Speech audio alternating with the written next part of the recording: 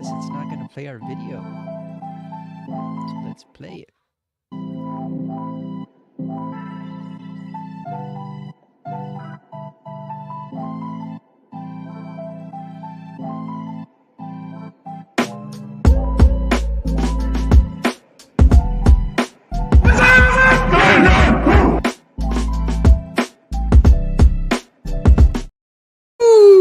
What time is it? It is game time, podcast time. It is week 10 preview, episode 29. Danny, man, we're almost a whole month in on episodes, huh? Ooh, that is wild. Yeah. This is Sun We've City almost- Leatherheads. Oh, go ahead. Finish This- the intro. My bad. This is over the here. Sun City Leatherheads podcast. We're coming into you hot from Texas and Arizona. Oh man, we got some big news. Free agency or trade deadline. My apologies. Trade deadline, injury updates. Jerry Jones still making bonehead decisions, possibly doing nothing except for one thing. So, Sun City Leatherheads, Danny, how we doing? Jay, what's going on, man? It's been tough. It's hard, man. I know that you probably haven't experienced losing like we have as Bear fans, but it sucks when your team is not doing too well. There's really like nothing to look forward to on Sundays. And although we're not too far off, right? We're 3-5. You're 3-5. We're 3-5. 4-4. Yeah, you're 4-4. Yeah, I mean it could be worse. It could be worse, but it still sucks knowing that we had such high expectations, and this is where we're at. To start the season. Right. So it sucks, but hey, what can we do? You all started hot too, right? You were 4-2, and then you've dropped the last two, so it's kind of bummer, man. Better expectations for Chicago and Dallas, I'm sure. So, but hey, that's how the Hail Mary thing. It just, I mean, you guys were one win, literally a pop up away from like winning that game. So who, fortune favors the bold, so it could be better. But sometimes the bounce goes the opposite way, and the Washington Commanders are thankful, definitely thankful for you all for tipping that up in that motion. So we got some big news all over the NFL league, right? We got some trades, we have some injuries, we have some injury updates. There's got some good things going on. Danny, what would you like to start with? Let's go ahead and start with the trade deadline. I think that we saw. I mean, we didn't see too much activity, but we did see some activity to start off. Like yesterday morning, I think the first thing I saw was Khalil Herbert going to the Cincinnati Bengals. So the Bears traded Khalil Herbert for a 7th round pick this coming draft. So that was kind of writing on the wall, right? We expected that Herbert, wasn't being used these last couple of weeks. So for him to go to another team where he's going to be able to be used, and I think him going to Cincinnati made a lot of sense because they actually lost Zach Moss recently, and so you have both Chris Brown and you have now Herbert, which I think will be a nice complementary to each other. So that made a lot of sense. My favorite one, though, and I'm sorry if I'm stealing your thunder here, is the Lions picking up Zadarius Smith. I think that one made a ton of sense, after the Aiden Hutchinson injury. Although in these last 2 weeks since he's been gone, their defense still hasn't missed a beat. Like they're still producing. So for them to get a caliber of player like Zadarius Smith, it's just going to put them over the top now and really solidify their chances of really competing and being probably the favorite in the NFC. Right. Yeah, it's Detroit obviously is not Dallas, right? The owner has a real GM down there, and then they know what they're missing, like that one piece that could get them to catapult to the Super Bowl since Aiden Hutchinson is hurt. So let's go get another piece for him while he's gone. And Zadarius Smith, I've always liked his moxie and his attitude. And on the defensive line, you need attitude, right? Like you need someone that's going to jaw at people and stuff. So I hated him when he played Dallas because he'd beat the crap out of, Prescott, but we'll get to that bum in a minute.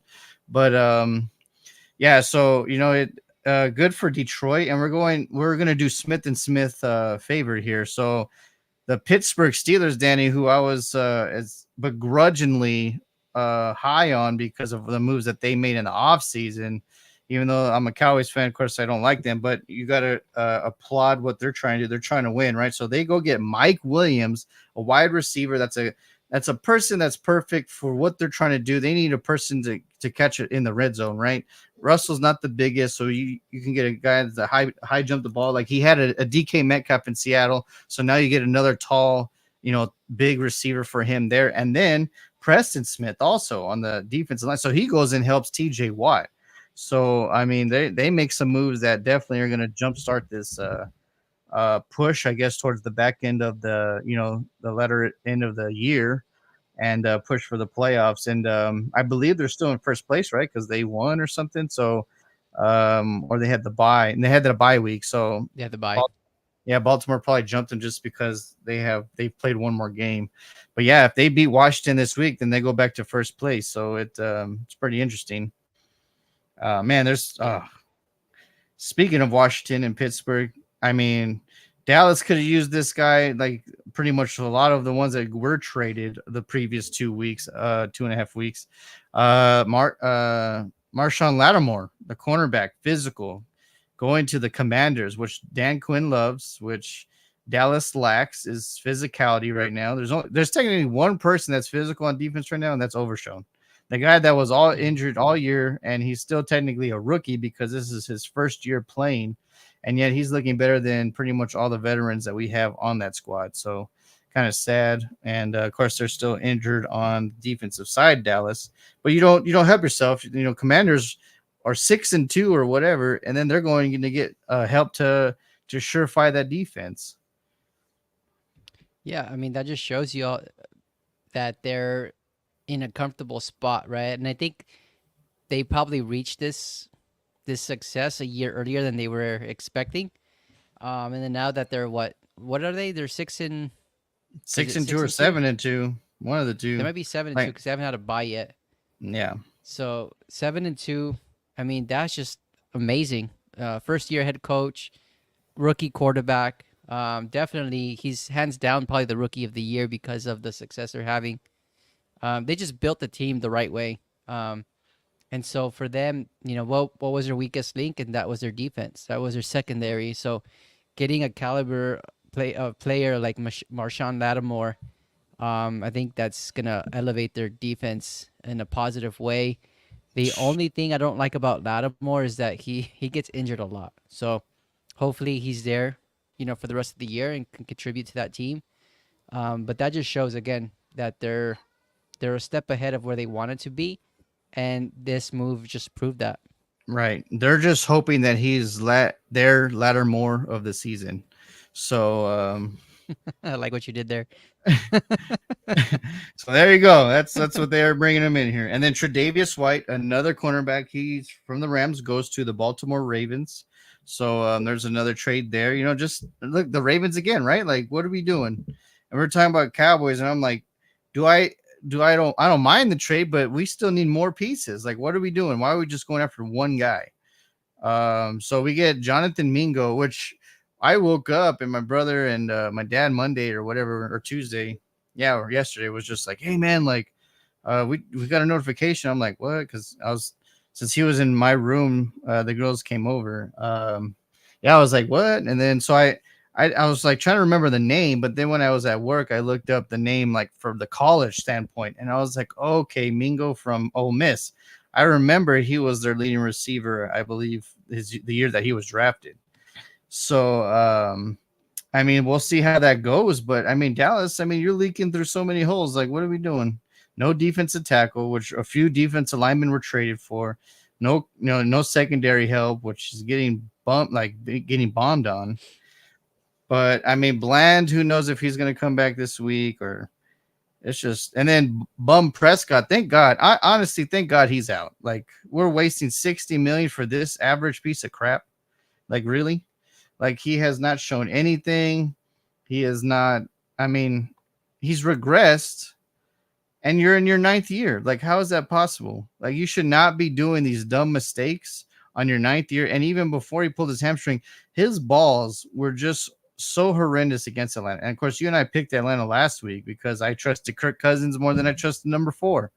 And sure enough, like he gets his receiver hurt technically. I was grilling and cooking, hanging out with the family. Frank comes out and he's like, bro, like Dak just hurt Lamb. Like he threw it high and then he got his receiver killed. And I'm like, yeah, that sounds about right. And then if you look at the opposite end, Kirk Cousins, what's he doing? Even when he was getting blitzed, he's throwing dimes in the chest to his receivers, his running backs, to the like any tight ends. Like I'm like, this guy has definitely got it way sure as hell more than our damn quarterback. I'm happy. Like Cooper Rush, I hope Cooper Rush goes on another streak. Like I don't know how he's not talked more about and like people wanted him more when he's like 6-1 as a starter. All he does is he's a game manager. He checks it down if he needs to check it down. Like he doesn't try to do too much. He just tries to do what the defense gives us. When was the last time he started? 2022. That was when Dak got hurt for a few games. And actually, it's ironic because Philly was the only team he's ever lost to, so he can get his revenge this week if he pulls off the upset. Was Kellen Moore the OC at that point? Yep. Yeah, right. Mm-hmm. How do you think he's gonna fare with the new OC? I mean, Is it the same offense? well, not necessarily. It's a plain bum caller, probably Mike McCarthy, but the look at the I don't know if you're able to watch. I know you were at the well, yeah, you probably missed it because you were at the Cardinals game in Bears, so you guys were probably getting ready and doing all that stuff. But when he came in, Danny, after I told Frank I wish Dak would have got hurt before halftime because we probably would have won the game. The momentum, our defense finally like we're standing tall and getting making Kirk Cousins a little restless. But Cooper Rush definitely gave a spark to the offense. David, damn Commanders, yeah, man, they're looking good, bro. And they just got Marshawn Lattimore's, yeah. But yeah, I honestly think Cooper gave them a spark. He wasn't trying to do too much. He was just checking it down if he had to. And then actually, Danny, the previous drive before we scored the last touchdown, I don't really blame Lamb because Dak, like I said, had already got his ass beat up. So he was Cooper put the best throw probably as a Cowboy all year. Like it was between two defenders. Lamb was diving. Only Lamb could catch it, but his shoulder was already bummed out. So then, of course, he hits the ground and drops it. I don't blame him for that because he's already beat up. The fourth down play, Turpin's,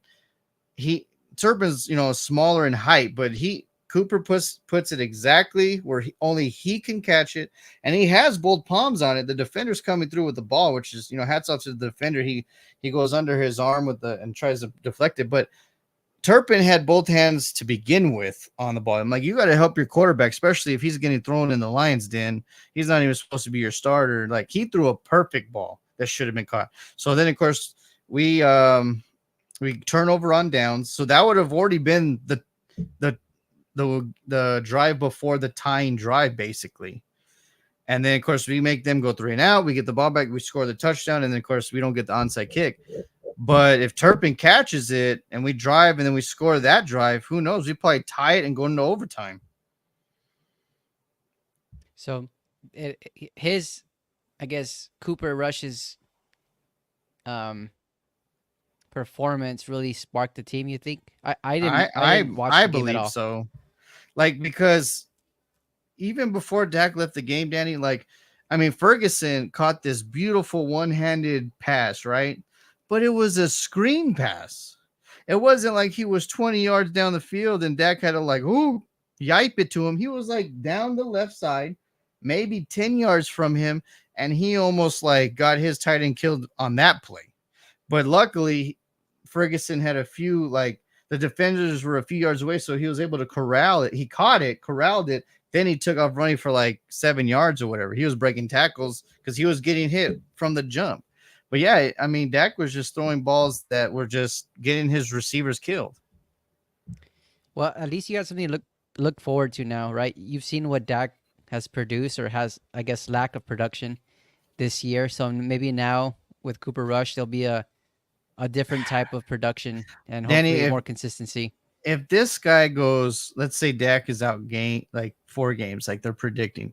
If he goes 3-1 And then they turn around and sit him to pick Dak in just because they paid him 60 million. I'm going to be livid. You know that's gonna happen. I know, but They're it's asinine. Like it's the most like I mean, I've never seen an owner go from like the greatest prodigy next owner, Jerry Jones of the 90s, to one who flew over the cuckoo's nest present day. Like I've never seen such a worse ownership just because his pride back then got in the way and now he's senile, so his pride's his only way of living. You know what I mean? So like Yep. it's sickening. He is the worst GM. Like the GM owner, like he is. Like at least like I like the Panthers like, well, we're shitty and things are going on, so let's just send away pieces and then regroup. At least they know the ship is wrong, so they're gonna try to regroup. This is like, well, the ship is screwed up and it has holes and we're getting shot at, and then the captain, which is Jerry, keep rowing, keep rowing, instead of fixing the damn ship and then going after the enemy. No, he's just keep rowing. We're just sinking and sinking and sinking. It's like the damn Titanic. Oh, look, there's an iceberg. Let's hit it and see what happens. Let me ask you something because I know when we were at the game, we saw some news about Ezekiel Elliott not traveling to Atlanta. Right. What's that about? Is that something that is he not making his coaches happy, or is there just a lack of effort on his end? Like, what's going on there? Honestly, do I like him missing meetings and blah, blah, blah? No. But I told you a few weeks ago, I've never seen a team so talented, but I think that they're giving up hope because of the owner. It's not necessarily the coaching staff. I think they're just giving up on the owner because he's lying. He's a bigot. Talking about Derrick Henry. Oh, well, he wouldn't fit in our system or we couldn't afford him. And all of a sudden he's just like, well, I guess we'll see what we can get in the trade. Okay, well, I thought your guys were golden. I thought you guys could live without anybody. So, he's just going back and forth, sticking his own dick in his mouth. And then the players are seeing it. You know what I mean? They live it. Like they're there 24/7. They see the circus. And I honestly think that they're tired. Like, why would, I mean, Dak pisses me off, but why would he want to come in when your coach ain't going to help you get better pieces or like try to help you win? Why is Micah going to rush when he's not going to get you help on the defensive line to win? Like, what for? Yeah, I was just wondering. And how did Cook do? How did Cook and Dowdle do? Dowdle's looking fresh. Honestly, he's been our best back the last few weeks. But then they go away from it, Danny. Mr. Dick Prescott wants to go shotgun the whole time. Like the Falcon game was never out of reach. Same thing with the 49er game before late. It was never out of reach. And yet they go away from the run, and it was actually working both games. Okay, so there's some positive there. I mean, you could build Right. on that. Rico's been looking decent. Okay, well that's good. That's good because I know that's probably been their biggest weakness, and it sucks. We talked about expectations to start the show, and there was high expectations with Dak, right? He was just came off of a extension, a new Right. contract, and it hasn't been there. Now with him going through his ups and downs, now being injured, you could tell even the chemistry with CD Lamb has been affected. It's like maybe this is what you guys need. Maybe you having another quarterback in there, not always trying to shoot for like that home run ball, but Right. just operating the offense is going to help, bring that offense to more To consistency, come more together. success. Right. Yeah. And Danny, I read a stat recently, and it proves my point. Like through the offseason till now, and then one of my bold statements when we first started this, and right before the week started, or the year started, I should say. So we already know Derrick Henry's been like a monster beyond men. He's leading Yeah. rusher and everything, right? We could have had him.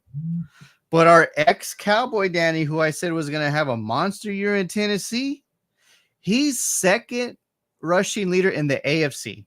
That means he's only behind Derrick Henry. Wow. So that's both running backs that was already one was already there. We could have just kept him if we're just not going to go after Derrick Henry. And then the one that wanted to come because he bought a house in Dallas, we could have had either or even both, probably. Because if we're going to bring back Zeke and all these other pieces, we could have had both. And Yeah. yet, that's sickening. I didn't know that. That's salt on the wound. Right. Oh my goodness. It's crazy. Yeah. Well, we spent a lot of time talking about the Cowboys, and let's talk, the let's service. talk about the Bears. No, I'm done talking about the Bears. I've talked enough about the Bears. The Bears are who we thought they were. Yeah, we're not letting them off the hook. Not this weekend. Oh man.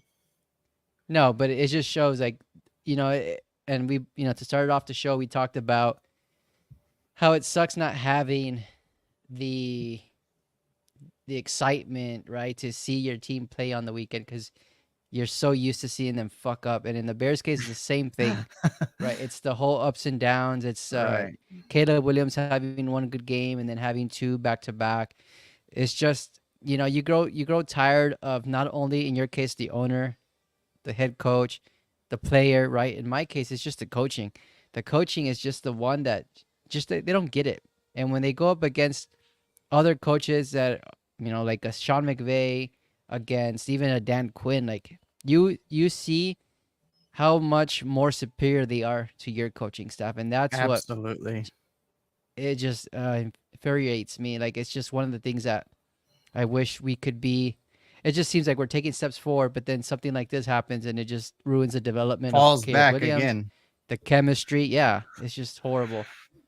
And like I told you 2 weeks ago, what sucks for Caleb now is that let's say him because of coaching and whatever, and I mean they got to play in the playoffs too, right? So what if like in the next few years that him or Jaden don't win a Super Bowl, don't get to the NFC Championship, like don't do the greatest as they can get to because of coaching or whatever, that Hail Mary play will haunt Caleb the entire career just because they're 1-2 by draft picks. And then they'll be like, hey, dude, remember that Hail Mary? Like your team should have won. Like there's no question. Like Hail Marys are like a dime in a million dozen. So I'm like, the fact is what sucks for Caleb is now that has to haunt him unless he outdoes Jaden by career. And that's going to suck. Well, he's already way far back from Jaden Daniels. And it sucks because Jaden Daniels is going to have that consistency, right? You have Dan Quinn, who's a new first-year head coach. So yes, Cliff Kingsbury might move on, but I think Dan Quinn's smart enough to know that he needs to develop that quarterback and continue to develop him, right? So he's going to go and try to find the next best OC for him. Like he's not going to lack in that department. I think that marriage is going to be at least another year or two. I don't think Kingsbury is going to. Why go? Because he went from Arizona, Scramble Gamble, had a beautiful house. I mean, and there was the 2020 draft, and they were showing his house. And I'm pretty sure he still owns that house, maybe. But anyway, like, yeah. Why ruin something so beautiful right now? Because if I'm him, I'm like, well, hell, I don't have to be the head coach. I don't have to do the media and doing the pain crap. All I have to do is kick ass with my new quarterback and the offense. And he's probably getting paid at least maybe $1 million, so it's not like he's hurting 1.5 million. So I'm like, I would move for at least another year or two just to be like, hey, let's see if we can win a championship together.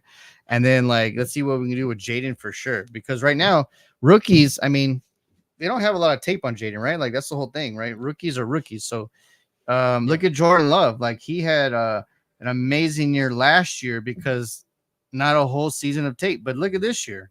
Now they have a whole season tape, and this dude throws picks while he's falling. Like I don't. He looks like Dak half the time, and that's not a good thing. And that's not. And like to me, as hating the Green Bay because of all the times that they've owned us, like in playoffs the last few times or whatever, like it's cool to watch because I'm like, if my dumb quarterback ain't gonna win us nothing, I know this dumb quarterback ain't gonna win nothing either, because again, like the Lions, like it was close again, and then he's tumbling, and then he literally just like tries to lob it while he's falling. Then Joseph was like, the Yep. ball, and then he's like, woohoo, and then he just takes off. And I'm like, what are you doing, Jordan? Like that should not be like you sat forever behind Aaron Rodgers. He sure as hell doesn't do that. And like, how do you think that? How does your mind think that that's a good thing? Like that's not. I don't know if you've seen that GIF, or I think it's more of a meme than a GIF, but it's like it has Jordan Love's picture, and then it has like the angel and the devil, right? The angel is Aaron Right, Rodgers right. telling him, "Wait, settle, it's gonna Yeah, open." And don't then throw it.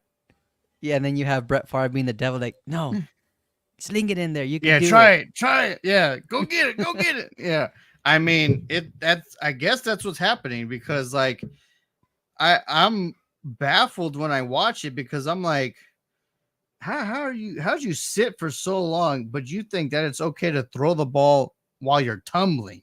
Like that is asinine. Yeah, But at I don't least get it, but at least throw it out. Like I mean, if you're going and then you throw it out to the sideline, I'm good with that. But you're throwing it like towards bodies, like okay, maybe my running back. Oh no, it's gone again. Like I don't understand. Like I don't get it. yeah, live to fight another down for sure. But I don't Right, know. It's right, fun to watch though. It's fun to watch. I don't right. mind seeing it. Yeah, it's entertaining, especially against Green Bay. I'm like, woo-hoo. All right, my quarterback ain't the only dumb one. But what are some of the things I wanted to ask you before we get into the next segment? What are some of the things? And I think this is probably more a question for you because I didn't watch football this past week because I was at the game. But what were some things that stood out to you this past week with the outcomes of Week 9? Um, this week, honestly, this one was probably the more calming for me because a lot of things that were expected Happen? did happen. So I was like, all right, no, I didn't see any dumb, stupid like coaching calls like, hey, let's keep going for it on fourth down and see what happens. Like a lot of those teams were actually already ahead or already had some dominance going. So I was like, all right, stupid Machomies. I thought he was going to be injured for a while. So I was like, like I was like, all right, let's see what happens. But then no, he comes in, throws 2 touchdowns and wins the game. And then it sucks for Baker because as soon as he knew the coin toss was going to Kansas City, he was like, we're done. He Like knew. he's like, we're fucked. Like my defense cannot stop it. And of course, Dak being a bum like always, Jerry Jones with his stupid face just watching. That was expected. Like I love Kirk. I was even saying during the game, I was like, bro, I was telling Frank, bro, I wish we had Kirk Cousins way more than Dak. Like you and Gabe know if he's watching, like I've been praising that guy for a long time. So I'm like, and he did what he needed to do. He wasn't rushing things or whatever. He was just, checking it down. But his passes were to the chest. Dak was like, ooh, and he's getting receiver like a sprained ACL joint. But what else? Of course, you guys, I saw highlights of your game, so all I kept saying was like to Frank and everybody, like, well, I bet Danny and Gabe are pretty pissed right now because I was like, Scramble Gamble's whooping their ass. But you know what's crazy, Danny? It wasn't even him though. It was like the running game. But Couldn't stop him. he's the quarterback. Like the times that he passed, you guys didn't stop him apparently. Yeah, the play action worked perfect because of the running game. Right, and then but it's crazy. They're first place. Like I know. they're in first place in their division. And then the Rams, man, if they get more healthy, like Puka got ejected. Did you hear about that? I heard about it after the fact, but yeah, I mean, of course, being at the Cardinal Stadium, they don't really show their division rivals, but they have like the ticker underneath their scoreboard. And at Right. one point, I know Seattle was winning like 14-3 or something like that. So I thought, oh, that's it. Yeah, because you were like, you picked Seattle, right? I pick the Rams. Oh, you picked the Rams with me? Okay. Oh wait, no, Dude. you're right. You're right. No, I picked the Seattle. Hey, calm down, Jets and Dolphins. Remember I told you like I'm on the fence of picking the Jets because I don't trust Houston, and sure enough, like I know. So I want to talk to you about that. So although I didn't watch football on Sunday, I think the most surprising games for me were just the way the Houston Texans looked on Thursday night. Like they looked horrible. They had no rhythm on offense. Their defense, I mean, was okay, but it's still like I think after not finding themselves, not finding any success on the offense, eventually it just came that Aaron Rodgers was gonna have some spectacular passes over to Garrett Wilson. Garrett Wilson was the guy who sparked them, and then Devontae Adams finally, became.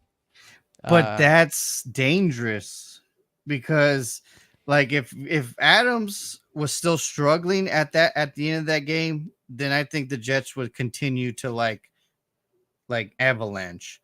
But they kind of like steadied and slowed down the fall because Adams clicked towards the end. Because if he starts yeah. clicking and Aaron Rodgers has two pieces, that'll be dangerous for a lot of teams. And I don't think they're going to make the playoffs because they're so far behind yet now. Mm-hmm. But they're going to knock people out of the playoffs because they'll get some wins in. You know what I mean?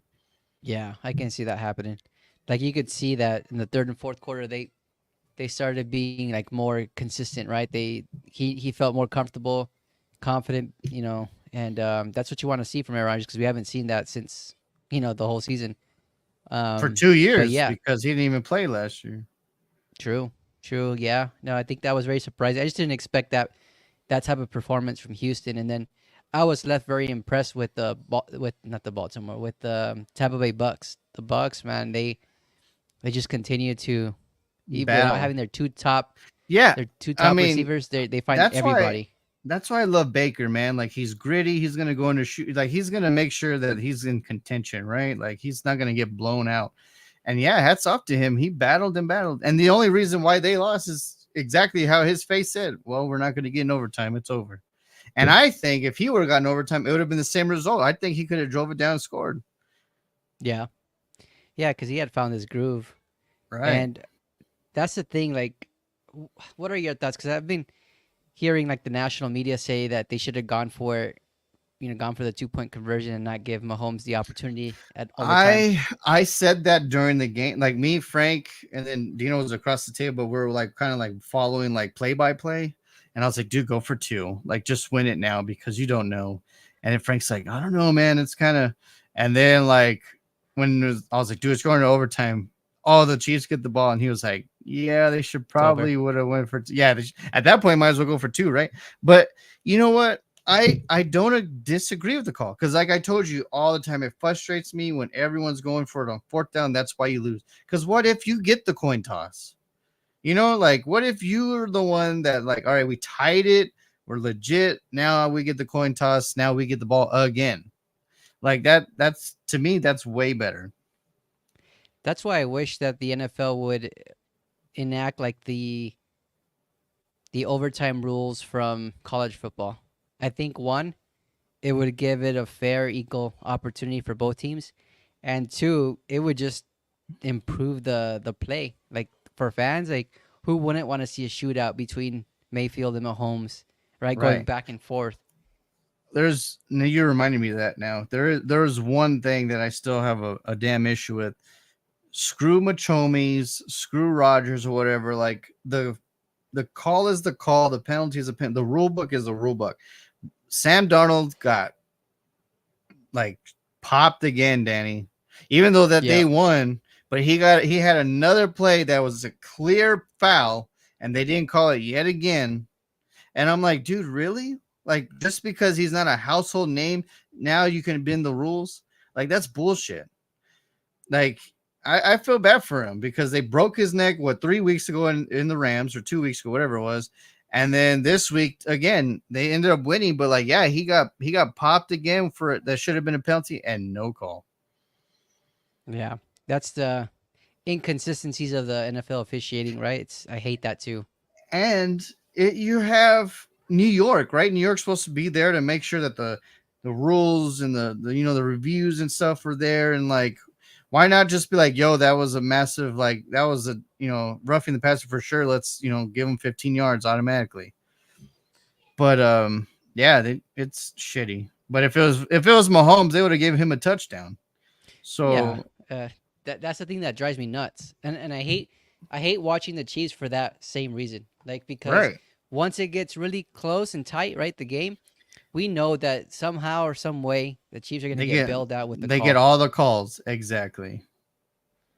It's, Granted, I gotta be completely fair and unbiased, but like in the playoffs, yes, there those plays, those penalties that Mahomes was going towards the sideline and got pushed by the Bengals for example, like those, yeah, those are clear and obvious penalties and flags that should be called. But the and I ones that I have an issue with is like when they call a chop block or they call right. a roughing the passer when it's just a normal play. Like, come on. Or a week before it's a pass interference on the defending team, but then when they're playing Atlanta and they hit Atlanta, it's not a pass interference in the end zone. I'm like, how is that possible? I mean, Yeah. come on now. And then my uncle and Dino were talking about it on one of my cousin's parties on Saturday. I was like, if I was a defender, I would try to break him at this point. If I'm gonna get flagged for breathing on him, I might as well break his fucking body. He can remember you.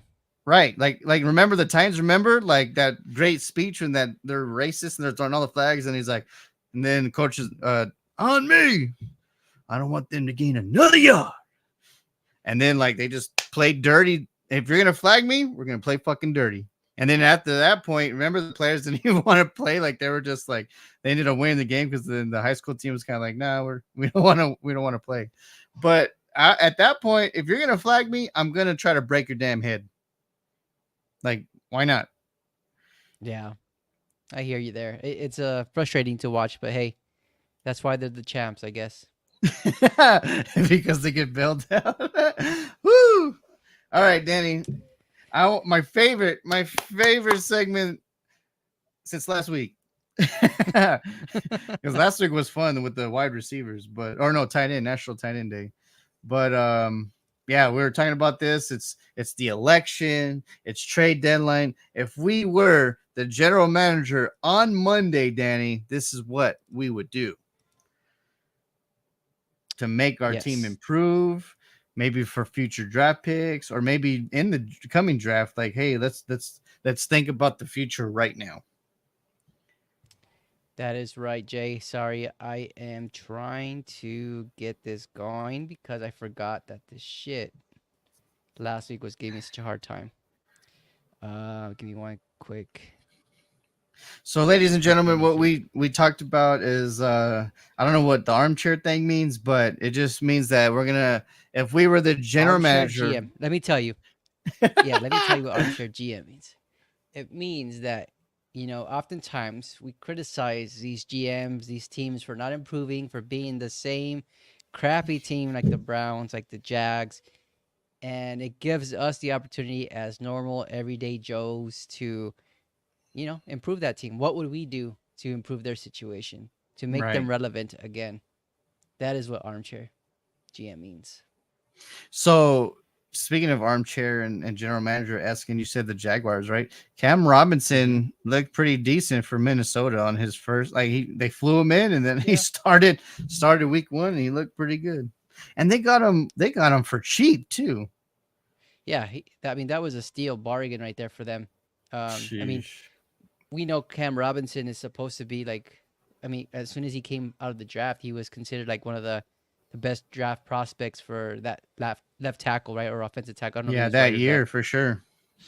yeah, and so he had his ups and downs with Jacksonville, but no, sometimes you just need a change of scenery to help you, and in his case, it proved to be beneficial. Bear with me one quick second. I'm going to try to minimize this freaking taskbar so I can see the button to share my screen. Because for right now, I cannot see it. So yeah, but it is what it is. I think him coming in, it kind of like in the whole situation with the Detroit Lions picking up Zadarius Smith. I think them going out and ensuring that they Right. continue their success and continue to win by adding to that position of weakness. I think it just shows that it proved beneficial, right? And they know that they have to play Minnesota again down the road. So yeah, they gotta try to get Darnold.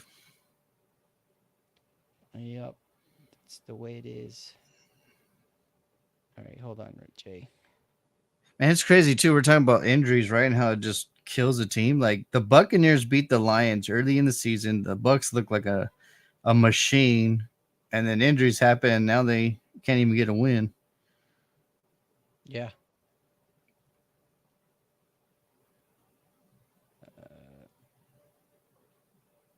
What the hell, man?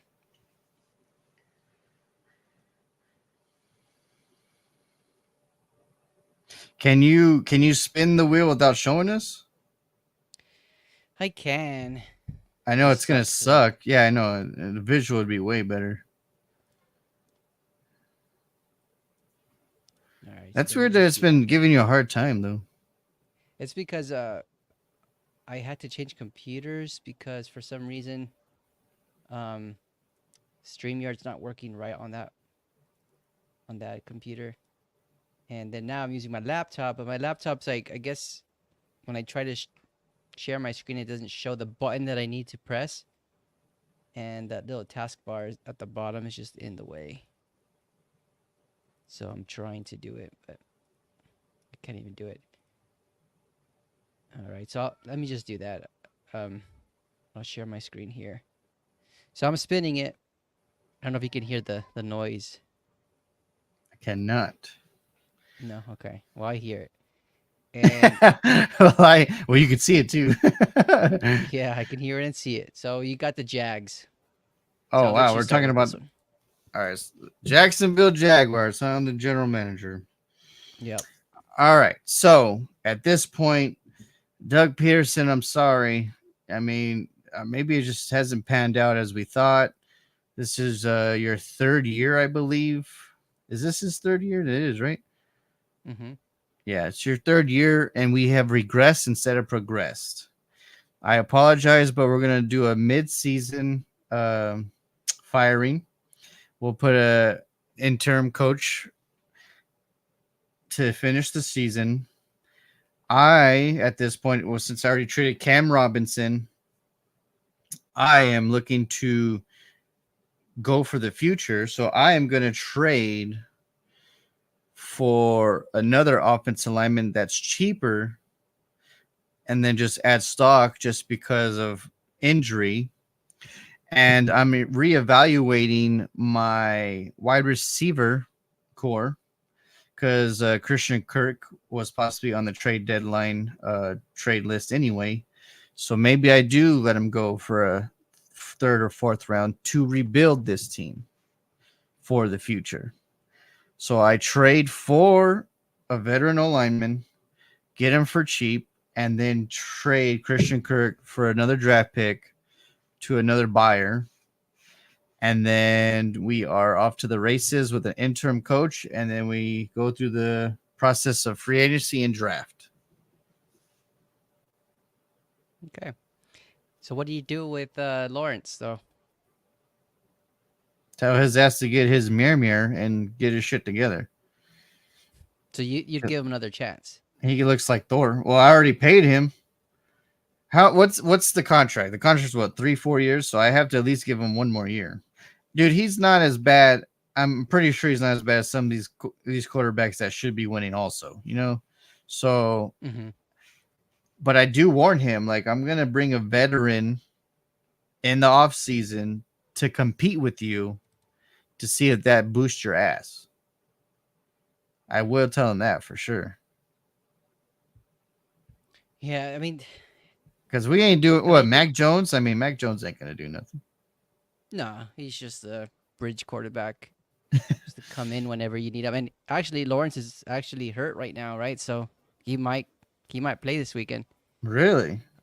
Yeah, there's some talk about him being hurt, but yeah, I think to your point with the Jags, it's just one of those teams that continue to repeat the same process over and over, and it all starts because of the coaching staff, right? Every 3 years they get a new coaching staff, perhaps a new general manager. So that doesn't help the situation there. I think they need to be consistent with who they got, right? If they're going to commit to a coach that's a veteran coach, right? Somebody who's been Right. proven to win in the NFL and can continue, like no matter even through the ups and downs, you're going to trust them to right the ship, and then also develop the players that you're bringing in. And I feel like through these past years they haven't done that, right? So Doug Peterson was that guy, um, and it sucks because a lot of people are calling for his head, right? He's in the hot seat. But yeah, I think they just need to ride the ship and I think they need to go for a defensive coach in the offseason. Lawrence has defensive. had Lawrence has had plenty of time with Urban Meyer and now Doug Pearson with offensive coaching. Maybe he just needs a defensive coach and then just has a coordinator that just knows, that can just work with him. Mm-hmm. Focus on the defense. Let Lawrence not be the second coming, just like don't make it all about him. There's some quarterbacks that can be successful if you don't make him the 100% the guy.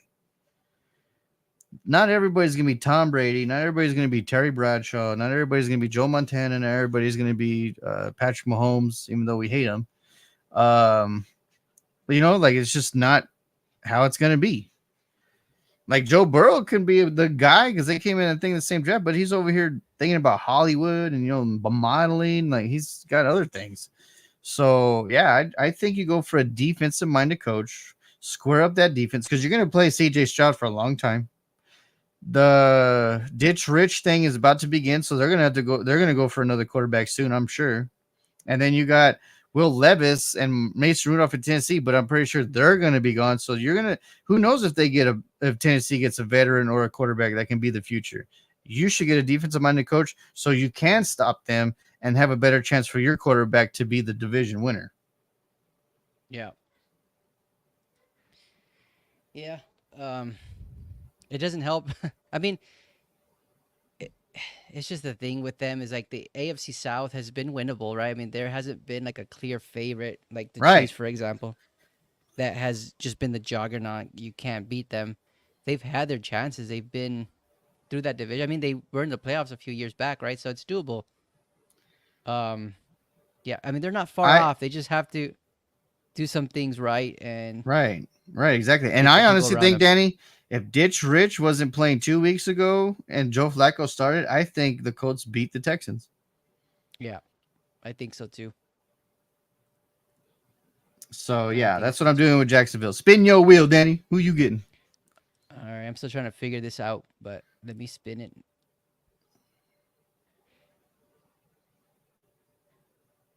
I gotta let you know. No way, I got the Jags again. Let me remove them from this list. The Bears. Oh, man.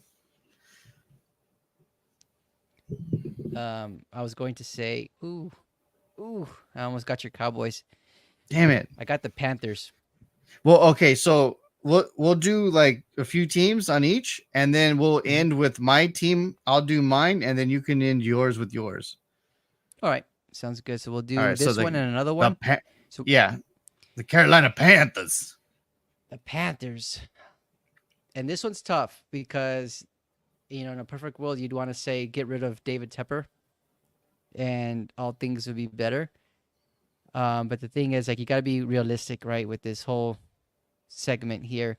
David Tepper is going to be your GM, just like Jerry Jones is going to be your president and owner and GM and whatever, right? So with David Tepper, I think what they need is they need No, to go through. you're the GM. No David Tepper. Like he's gonna sit back, just jerk himself Okay. off and watch. Like he's So nothing to the do with first you. thing I'm going to Like do, yeah, that's what I was going to say. The first thing I was going to say is whoever the GM is, whether in this case it's me, yes, it's putting you. David Tepper in his place, right? David Tepper needs to know that he hired me to be his general manager, and he's not going to tell me who I'm going to pick. If he's looking for a puppet, then he needs to hire the other candidate because I'm not going to do that. David Tepper is a businessman. He's not, an NFL analyst, scout. He hasn't been an owner for very long, so his expertise means shit to me. So with all that being said, David Tepper's in his place. Now, again, I'm a strong believer Gosh, you gotta in pick somebody. I'm a strong believer in head coaches that are proven winners, whether that be collegiately, right? Like a Nick Saban, for example. I Right. would go for somebody like that who's a proven winner, who can have command of his team. In this case, right, if you look at their coach right now, they have Dave Canales, who's their head coach. Again, he was on. I want to say he was offensive coordinator for the Bucks, right, last year. Um, he is somebody who's new to being a head coach. So, like in that situation, I would stay away from those types of names completely. I would go for somebody. In this case, Jim Harbaugh's not available. Ben Johnson again is an OC who has a lot of success in Detroit, but I don't want to take a gamble on somebody who's just becoming a head coach. So I would look for somebody like shit. I would even go for like Cliff Kingsbury, right? Because he knows what he's done, right? He's been a head coach before. Um, that one would make me a little bit nervous. Um, but no, like Mike Vrabel, for example, that dude is somebody who, when he was head coach of the Tennessee Titans, He's physical, man. yeah, his teams would play hard against anybody. At that point, right when he was the head coach of Tennessee, the Patriots were still on top, and every time they played the Patriots, they'd play them tough. Right. When he played the Chiefs, same shit. It didn't matter if Mahomes was still playing. He would make sure that Mahomes had you know, Had some to some earn it. bruises. Yeah, exactly. So that's the type of coach that I would get. Now you look at the staff, right? The players around him. Who do you have as your quarterback? In this point, I don't believe in Bryce Young. I think I've seen enough of him these in this year and a half. He hasn't really played 2 years yet, but I think I've seen enough. I don't like his stature. I think he's still too small. It's kind of ironic because I'm a short guy, but still, we need somebody who is able to just have command of the offense, and I don't think I ever saw that from Bryce Young. So right off the bat, right now we're looking pretty because we suck as an organization. We're most likely going to have a first or second overall pick selection. Um, so yeah, I think it all starts with just putting David Tepper in his place, getting uh Yeah. getting a Sure. good established coach, and then from there, seeing who you can get in the draft, right? And then from there, building from. If you look at their roster right now, they don't have a lot of foundational players or key pieces on that offense, on their defense. Like they Right. traded away Brian Burns. Bryce Young was supposed to be that, is not that. They traded away Jonathan Mingo. They have, who else do they have? I mean, Adam Thielen. Like there's just no leadership there. So again, you have to start from scratch and just draft those dogs, right? Okay. Um, So going back, since you're doing the whole head coach and all that stuff, I agree with you. Like I'm getting a Rex Ryan type of coach for Jacksonville. Like that's the exact like physicality, right? You just said Mike yeah. Vrabel. So I'll counter you with that with like a Rex Ryan for Jacksonville. I think that would do tremendous for that team. And then going back to your Panthers, if you're able to do all that, which quarterback are you taking number one in the draft? Uh, that one's tough. I think this is a weaker class compared to this past year, right? With Drake May, Caleb, and Jaden Daniels. I don't think it Bo compares to Nix. that, but yeah, I think this year is going to be. I mean, you have a few of them. Like Sanders is one of them. The one that really stands out to me though is Cam Ward from Miami. I think Ward is just he's built he's built like a Cam Newton type, right? He's tall, he's big, Okay. he's So physical, you're choosing and Cam Ward. yeah, I think so. Okay. I think Okay. he's probably the one I would trust the most. All right. Um, but again, I would be smart with this decision. Like, I know Cam Ward is probably not going to be the first overall selected quarterback in this year's draft, so I would just try to trade my pick, trade with Do somebody you who's really or do desperate you for a go quarterback. after Stewart, or is that his name, from Colorado? The guy that's the receiver and the cornerback, like he's just a Oh, freak. Travis Hunter. Hunter, yeah, Hunter. Travis Do you Hunter pick would be. him? I mean, he's the type of guy that would be your playmaker, right? The only thing that I question about is he's able to play the both offense and defense in the NFL. I mean, because I you know I how think it you is. choose one. I think you choose one. Yeah, But he You is have that type to. of player. He is that type of person that you can depend on, either or, offense or defense. So, Hmm.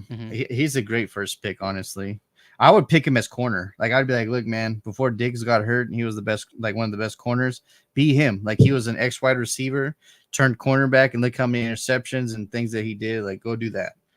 But Yep. all right. So Jaguars, Panthers. Danny, who's my next one? So you didn't even let me finish my plan, bro. I'm Oh, just it's already. kidding. Wait, I'm wait. just, What was the I'm last just kidding. one? I was gonna take you through the whole thing. I thought we were doing like Madden GM type of thing. No, I'm Yeah, just but kidding. that's like the whole. Like that's a lot. Like I'm I'd just have kidding. to. We'd have to. I'm done. I'm done. Okay. But I was no, like, but I think the yeah, the most important basic thing stuff, there right? for yeah for Carolina is just finding they get a somebody who's gonna go toe to toe with David Tepper, put him in his place, and then just picking a established coach, somebody who's gonna know how to build the team, and Right. then going from there. You got to build up your pipeline of players, your foundation players, and then go from there. All right, so you're gonna go with spinning the wheel now. You got the Titans. Woohoo! Nice. Woo, buddy. Will Levis gone. Mason Rudolph gone. The coaching staff right now is actually not bad. So it's not like I have to go look for. I mean, this is their first year, right? So you have to just build the pieces. They already got one of my favorite running backs. I told you that he was going to be a monster, and then we found out that he's second in the AFC, which is Tony Pollard. Mark Spears is another running back too, which is another guy that's dependable. So I'm going after a free agent quarterback in the offseason, and it's going to be a veteran. And then going back to your quarterback dilemma, whatever, in the second round, Hmm. because I feel like he's going to fall in the second round, and he's going to be a steal for upcoming futures, especially if you put them together with the right group. We're going to get Jackson Dart from Ole Miss, quarterback, and he's going to just sit and watch the veteran for about a year or two, and then he'll be off to the races. And then we already did trade. I don't know why they trade their best players, DeAndre Hopkins, AJ Brown. They get rid of Derrick Henry, and like I don't understand that. So, um, I always love Do you know physicality, why? and then no, Do you know why? Because no, Mike Rabel, he left, right? Of course, he wasn't happy about the whole AJ Brown thing, right? He made that known, and you could see it from the video on the draft day. But then after that, like that's where he was like, fuck it, you guys are not knowing what you're doing, so So is it the I don't want same to be general here. manager this year as it has been the last 4 years? Good question. I I don't hope know. not. I hope not. But yeah, but Tennessee, they have a decent coach staff. But I just okay, so Jackson Dart, veteran quarterback in the offseason. We're gonna shore up on the offensive line round one. We're gonna just make sure this is a running team, physical on defense, and run first team, because the weather, the stadium, it's built that way. And then free agency, I'm gonna go get someone like Dexter the second from the Giants. I know we play physical already. I already know that our front seven is pretty decent, but I want more. If one of them goes down, another one can step up. We're not paying a damn quarterback 60 million like the piece of shits in Dallas, so we can afford people. And then yeah, we're going that route. Like we're gonna go get Jackson Dart, a veteran quarterback, so Dart can just sit back and just learn a bit and then hit the ground running.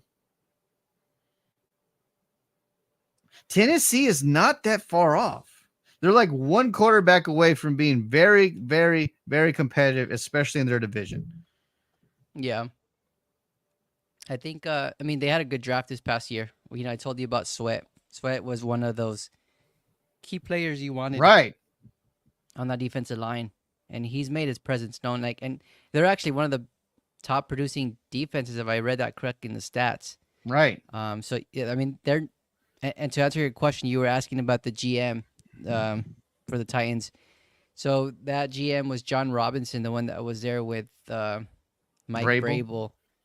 Vrabel. And he got released, or he got fired in 2022.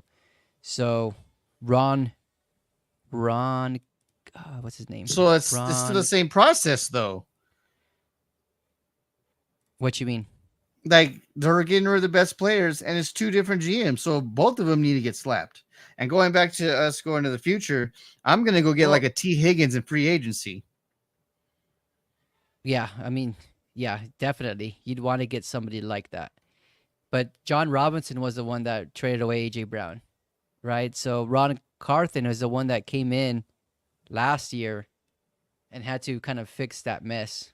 And of So you get course, rid. So you let go of Derrick Henry, really?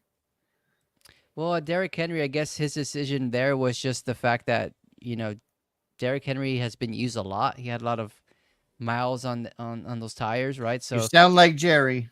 You're just making excuses of bullshit. Like this dude is a beast, and you let him go.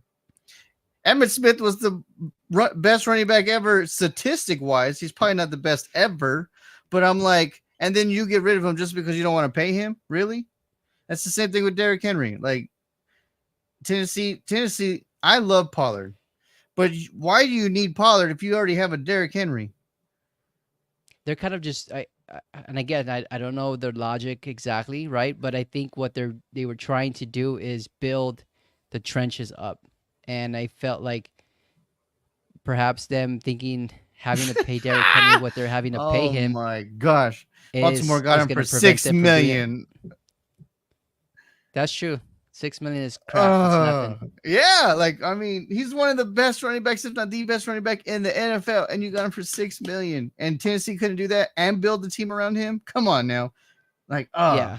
this. Yeah, no, yeah, that you have a point there. I don't know what they're I mean, honestly, I was thinking that the Ravens have a better offensive line, but honestly, these last 2 years, I think they've drafted offensive linemen, right? So I think they could have put a nice young offensive line around Derrick Henry in both places, whether that be Right, Tennessee or Baltimore. right. All right, Yeah, I man. don't get This it. is man. This is getting me hot, but this is good. This is making me What work. what All right, Dan. what are they paying Pollard? I'm just curious. I Let's don't know. see. I'm looking it up right now. They're only paying him 1.4 with the signing bonus of $6 million. So they paid him like 1.4. yeah, 1.4 as his salary for the whole 2024 season, but they paid him an advance or a signing bonus in this case of $6 million, which is an annual salary of 7.2. So in this case, you're right. Why would they let Derrick Henry Oh go? my gosh. What is that? What is I mean, wow. Jerry Yeah, Jones that's logic for head sure. scratching. All right, Danny. Before I get more pissed All at right, Tennessee, I'm not even I know a few Titans fans. They're good friends of mine. All right, Danny. See, Danny. It's a Danny. Who you got? all right. Let's see Where's Gabe? here. What happened? Is he still sulking or what? What happened? Ooh, I got the Patriots. Woo! That's gonna be a good one All because right, at least you got a quarterback for the future. Now you just got to build around him. that's true. I'm sitting pretty right now with the. And did you see the play he made last weekend? I saw the highlights. Like it was literally the last play of the fourth quarter, and he was about to get sacked, and he just throws it up for a touchdown, take it into overtime. Really? That yeah. If you haven't seen it, go see it. Like And they that won, just right? shows you. I believe so. Yeah, I think they did. And that's the type of moxie Oh you yeah, want the from Titans. We're quarterbacks. talking about the Titans right now. Like they played Tennessee. Did Oh, they I win think I though? did. I did see that. Yeah, no, they picked him off. Yeah, the Titans won. Yeah, they Pats still picked him lost, off but at the end. still, you still want to see that Right. able The to grit. just the grit and then also the calmness, right, of the play breaking down, extending it, and then just taking your team. I mean, it could have been a win, it could have been tie, it could have been whatever it is. Like he's giving his team an opportunity to compete.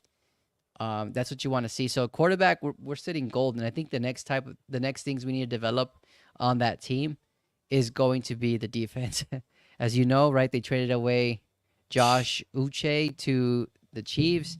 They Oh my traded god. away. Um, Stupid Bills. I'm trying to blank on the other defensive end. They traded to. Oh. Yeah, that dude was awesome too. Mm, oh well, but you Yeah, guys know I who I'm know. talking to. Yeah, I know who you're talking about. So now you got to build up the defense again. Um, But honestly, what I would do is you already have your quarterback in place, solidify the offensive line. Um, Granted, I don't think it's too bad. I think there's just a few pieces that you can add to improve it, and then get him some playmakers, right? Get him some wide receivers, and he's cooking. Like he's gonna be able to compete against Miami, and we know like with Miami kind of up and down this season. I'm not impressed with them. Like going forward, I expected a lot from them this season, and they just let me down. Granted, Tua got hurt, but still, I think that they're just going to be a team that's going to be up and down for years to come. And so this gives you the perfect opportunity to be able to compete in that division, right? So you want to have a good offense. For sure, you need another running back because the Patriots have not had a running back, a good one, for quite some time. Like I can't even remember the last one. I mean, they were always a team that Stevenson's had, good, but you can't do it all. He's gonna get beat up like Zeke did in his early ages. but I don't know about like if you remember like the the Patriots are always the team that have like those I would even call them tier C running backs, right? That Yeah, they have they like don't have committees. they don't running back by committee because they never had a stud. Well, they had Corey Dillon, but that was later in his career. Yeah, I mean, and that was That was back probably in the last, 24. and that was probably the last true running back that pure running back that they had. I think they need to do something like that, right? Get somebody like, for example, I don't know if you've seen the guy from Boise State, That dude's Gianti. bad. Yeah, That's the type of playmaker you want, and it'll help your and young it would quarterback.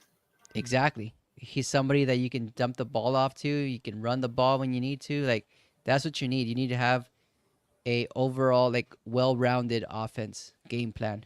At this point, I would keep Mayo. Mayo is again kind of like Pierce, where he's a proven player. He knows how to handle locker room. He knows what to expect from his players.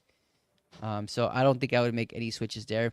Honestly, Yeah, to improve the Patriots, I would just build around Drake May, and then with the defense, you can always rely on free agency. You can always also draft late, right? You can they're gonna get have defensive good cap players. space next year. Yeah, so they're sitting pretty right now, and I think they're on the upswing here. Right. Yeah, they're sitting pretty with cap space, draft picks. Like they can rebuild really good this coming off season for sure. Yeah, that was an easy one. I like Right. situations like that. Well, we all do. All right, Danny. Woo, let's get to our two teams and we'll go to the preview of week. Man, we're already in week 10, Danny. Yeah, can you believe it? Only Jeez. 8 more weeks to go, right? Yeah. All right. So first thing I'm doing, Danny, is I'm breaking Jerry Jones' jaw. That's the first thing I'm doing. And then he finally hired a real general manager because he's a garbage one. First thing I'm doing, I'm putting. Where'd you go? I'm putting Dak Prescott on the trade block. We are getting first at all. Everything good? What happened? Yep, I'm good. All right. I can So, see you now. all right, sounds good. I said the first thing I'm going to do as a general manager after breaking Jerry's jaw is I'm putting Dak Prescott on the trade block. And I've told you Mm-hmm. and anybody who's ever wanted to hear me talk about it, Dak will do so much better on a smaller market team than he would as America's team. We need a gritty, in your face, fiery quarterback because you are America's team. I love Romo, but even Romo wasn't that fiery. So I'm trading him, getting some value. I mean, I don't even care if I have to pay half the salary because it'll be a trade value thing. So I'm trading him to either like the Tennessee Titans or Indianapolis Colts. That's who I traded him in Madden, right? I told you so. They took him like that, and I'm sure right now with Flacco being older and then ditch rich, they'll take him like that. So I'm sending him off. No offense, and then of course Zeke's gone. I'm definitely gonna go after someone like Aaron Jones in free agency because he's on a 1-year contract. So if he doesn't extend and he's back in free agency, I'm going after someone like him. I don't know what Derrick Henry signed. If it's a 1-year deal for Baltimore, then I'm sure as hell going after him because he lives in Dallas anyway. I'm gonna go get a T. Higgins to help CeeDee Lamb, and then make Mingo the slot. So it'd be Mingo, T. Higgins, and Lamb. A lot of the young receivers are gone because they're just not showing any separation. We're getting a new whole coaching staff. We're probably going to go defense and make it physical. Help Micah. I would do a complete overhaul of expectations of change, and it would definitely be for the better. We're getting like Wilson is definitely reclining in the defensive side, so he's gone. Hooker's older, so we kind of keep him to be kind of like a mentor, but we're definitely going to go younger in that position also. Yeah, so there'd be a massive change, starting with the head coach. Who's your head coach? I love Al Harris. He's there with us right now, but I don't know if he's ready to take that. I would love to see him more as like an assistant coach, head coach for like a year, like kind of like what he's doing right now, but maybe make him the defensive coordinator, but bring in like a Rex Ryan or a Mike Vrabel. People, of course, are talking about Bill Belichick. That's not wrong either. Like I would bring a physical, like hard-nosed, like we're going to go to work type of individual for head coach. Offensive coordinator, I don't even mind our offensive coordinator right now. It's just he's not the one calling plays. Stupid McCarthy is, and he's calling stupid plays. So I would actually keep him. I would get a new offensive line coach because he's garbage. I would get a new running back coach. I would sign Leighton Vander Esch as our linebacking coach. Be like, look, bro, you're retired as a player, but your instincts and your knowledge of the game, you can do so much for our young core right now. So bring him as a defense or linebacking coach. A lot of like the tier coaches would be overhaul change. The coordinators right now, like maybe Zimmer's gone, but Al Harris stays.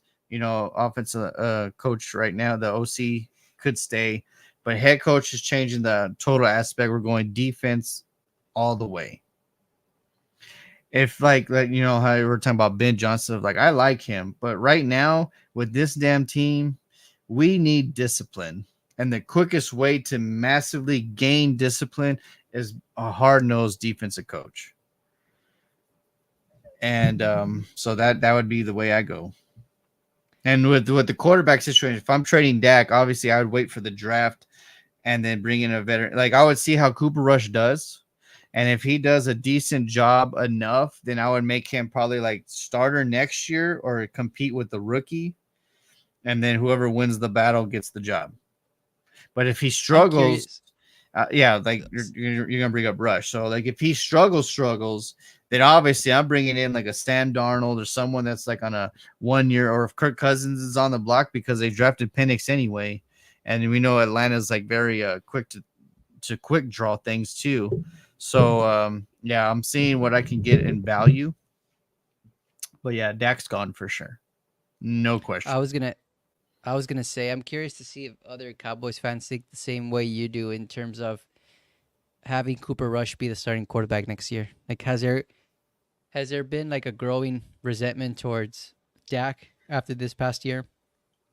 There's a lot, but there's still like it's like the stupid presidency crap. Like there's still people who love him and like believe in him. But I'm like, for 9 years it's been the same. He hasn't evolved. Like he's great 1 year, then inconsistent the next. Great 1 year, inconsistent. At least Romo was consistent. Like he would keep us in a shootout if we had to go in a shootout. Like it was like you're gonna get blown up at least once a year. That's just a given, right? Like it's just one. Sometimes like it just happens. But like Dak is he's just dumb. Like, and he's walking off like that's his face, and I'm like, I think that, I mean, I'm gonna be the devil's advocate here.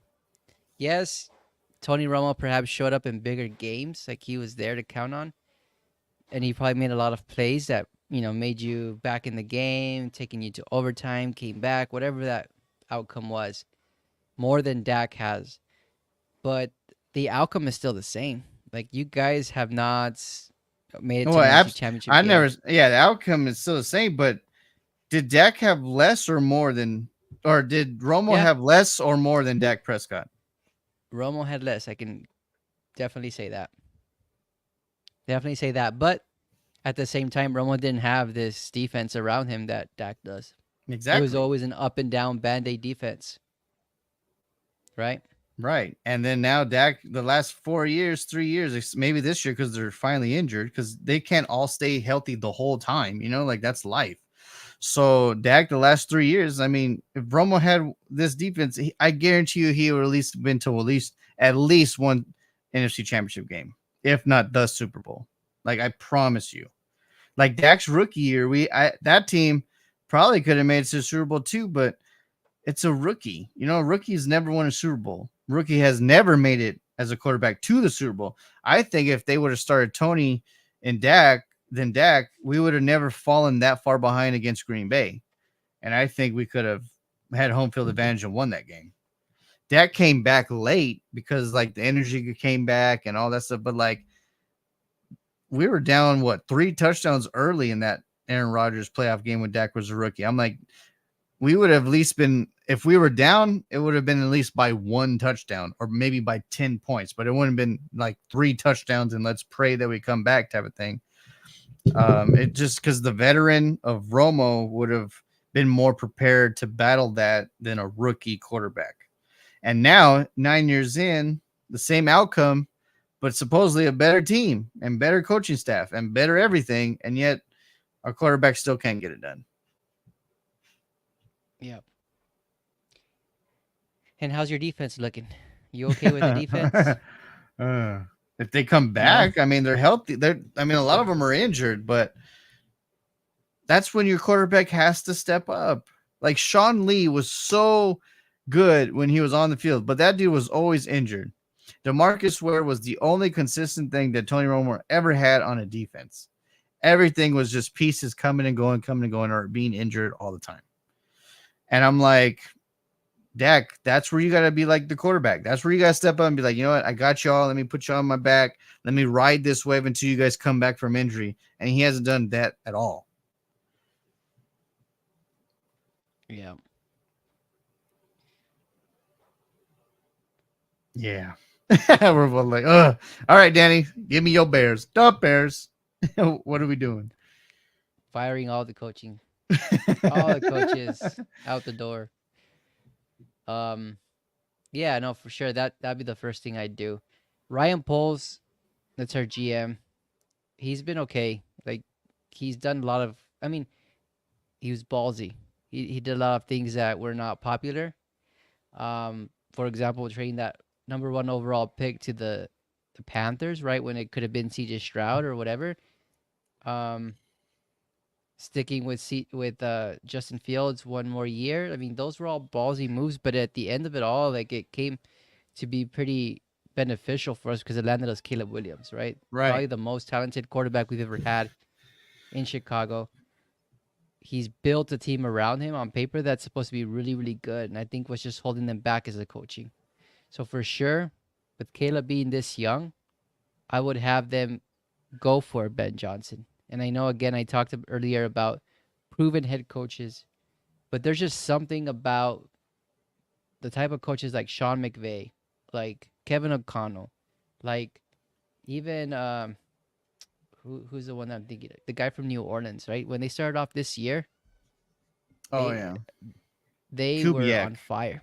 Kubiak, thank you, Clint Kubiak. They knew how to kind of put their offenses to go up against defenses and find the weakness of it.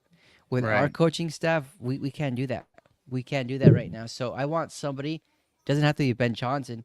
I want somebody who's able to do that, to make sure that they can maximize the playmakers that we currently have, make it easy for Caleb to get in rhythm, to grow his confidence as a developing quarterback. And then our defense, our defense is set. So all we got to do is just whoever we decide as a head coach, whoever we decide on defensive coordinator, let's not change it up and go from 4-3 to 3-4. Let's keep it 4-3, but get the best defensive coordinator that knows how to run a 4-3, right?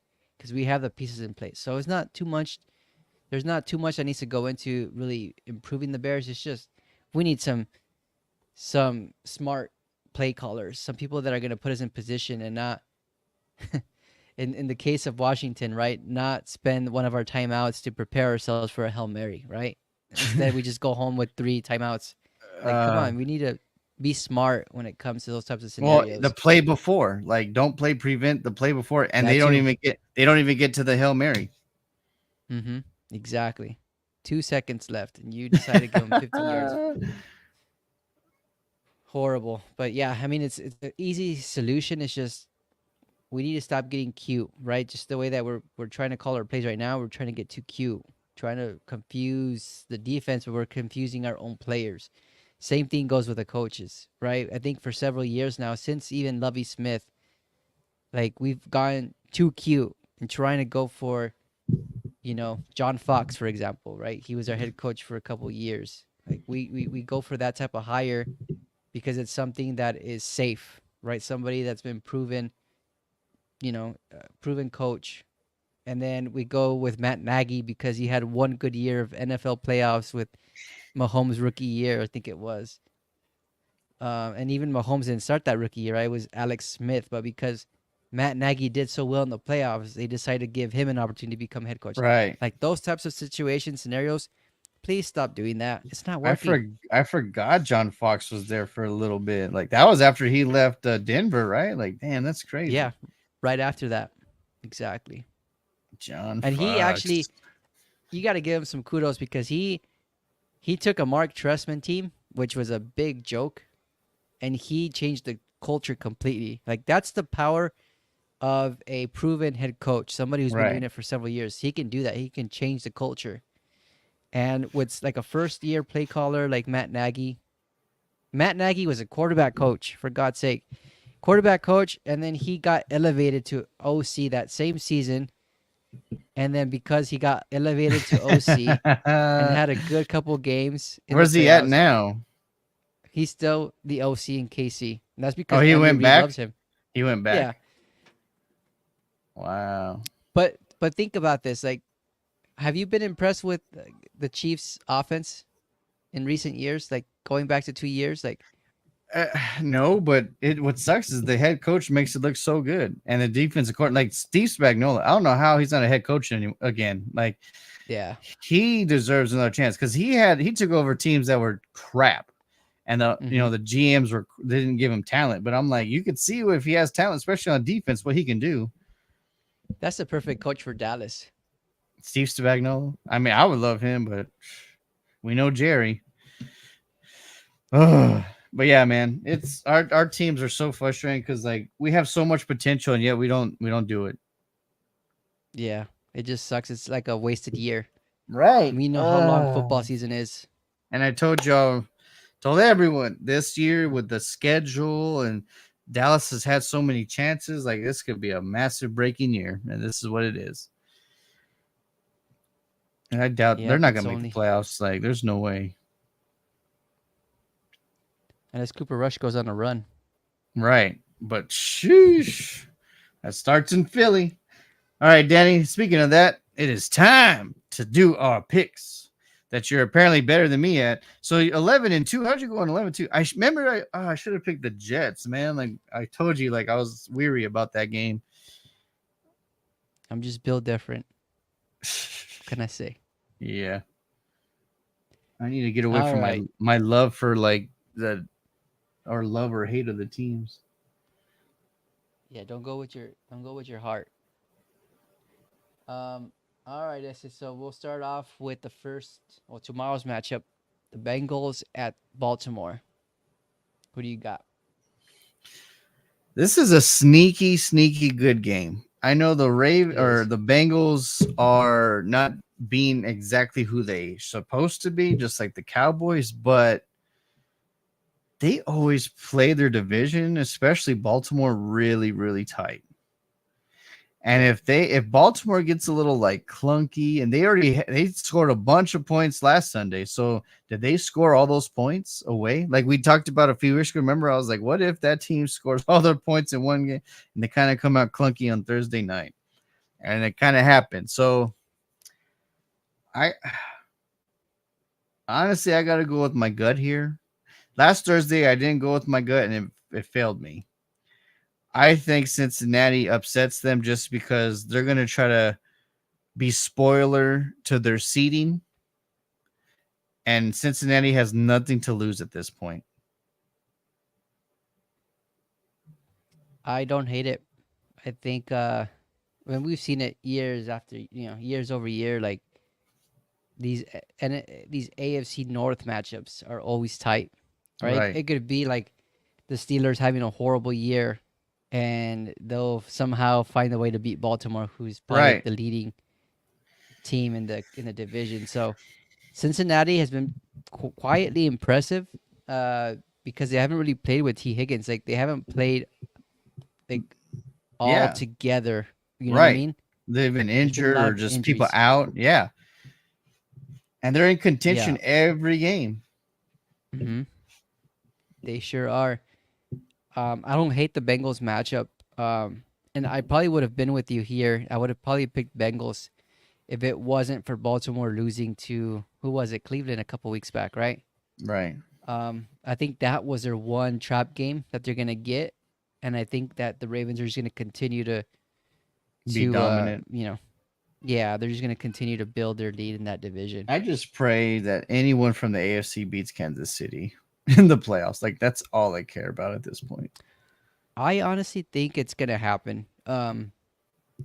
I told you, right a little while ago, like their offense hasn't really scared me, Right. and on And they're paper they should have. and they're like those undefeated teams like the Pittsburgh a few years ago during the 2020 thing, the Philadelphia Eagles last year. Remember, like they're Yeah. undefeated, but they're like skimping by. They're skimping hmm by. And then once it crashes, it's gonna crash. Yeah, I can definitely see that, but I think that's what you want, right? I think if you're an AFC opponent, I think you're okay with seeing the Chiefs go undefeated because of the way that they're doing it. They're kind of just barely getting by, Right. And then and all the so it pressure's on gives you them hope. in the playoffs. Exactly. Like all the Yeah, pressure's on them. But yeah. so I'm going Cincy and you're going Baltimore. I'm going Ravens. Yep, yes, sir. All right. What's the next? Can we All see right, the schedule or no? Or is it still acting up? Or that little it's button the you same can't see the button? shit. Yeah, it's the same shit. I'm going to start using my Uh desktop to run my podcast because this laptop thing ain't working for me. Anyways, the New York Giants at oh, the Carolina Carolina Panthers is London game to see who has a better pick. no, it's a Oh, Germany pick. Germany, yeah, in Munich, Yeah, Germany. there Oh you go. man, Danny. As much as I don't like this, and as much as I messed with Danny Pennies, I just I picked the Giants have a better team than the Carolina Panthers, especially with Bryce Young coming back. The Giants defense isn't no slouch right now. Like No, they're doing really good. So I think that's continues and they beat and then they like again Carolina traded another player away, so they're just caving in. So I think yeah. the Giants get the win. And I was surprised that they traded away Deontay Johnson. Like, Where'd he go to? We didn't to mention him.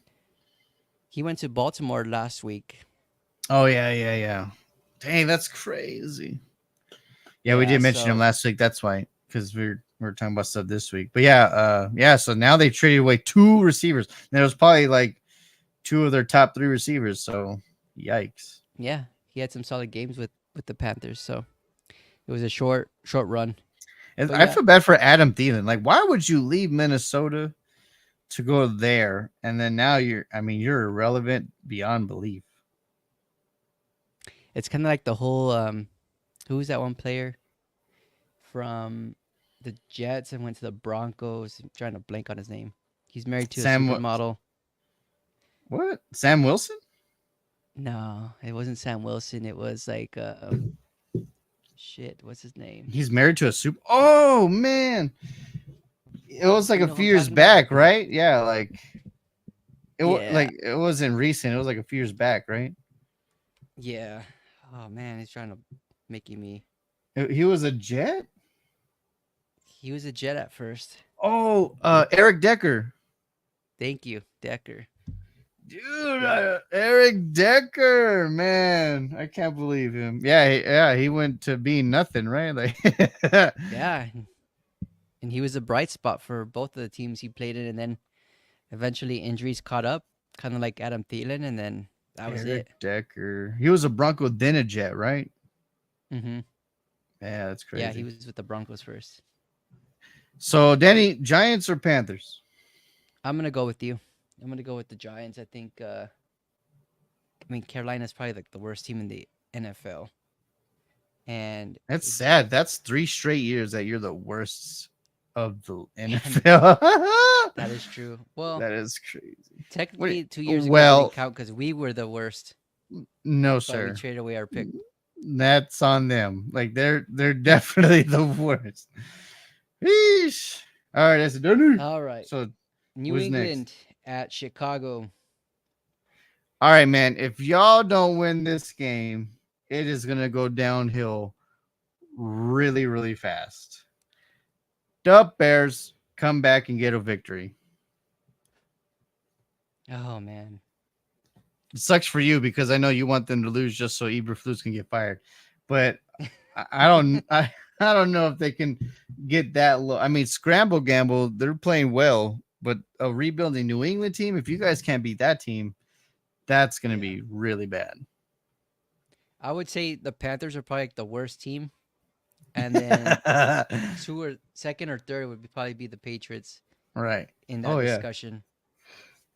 So you're right. If the Bears can't beat them, like all lost, all hope Then is lost there. Eberflus will probably be the next coach fired. It'll be Oh yeah, Saleh, Allen, and then Eberflus. I would hope so, and I hope for their sake that the offense is rolling because if it's not, I think even freaking Shane Waldron will lose his play calling duties there. All right, Danny. So who do you pick? Uh, yeah, I picked the Bears. All right. And we're 3 for 3. Yes. All right, the next one we have here, man, you gotta give Buffalo their flowers, man. We were both harsh, with No, them they're coming into they're the still season. stupid because they gave Xavier Worthy to the Chiefs. True, true, but Xavier Worthy ain't blowing up the league like we thought. But but it's year one. Like, but look at their offense. It runs off of Kelsey. So I didn't expect him to be blowing it up. But anyway, so the Flowers, right? So it's a Bills game, obviously. Who are they playing? The Colts at Indianapolis. Poor Flacco. Damn. This is a sneaky good trap game, honestly. We're like 7-2. right, and we're giving them the flowers which they deserve. But the Colts always play them really well, no matter who's playing. The Colts look good on Sunday night, actually. Like they Right. were making They that were, game competitive yeah, against the they were Vikings. battling. Yeah, they were battling. So who do you got, Danny? Man, this is tough. Buffalo's a 4-point favorite.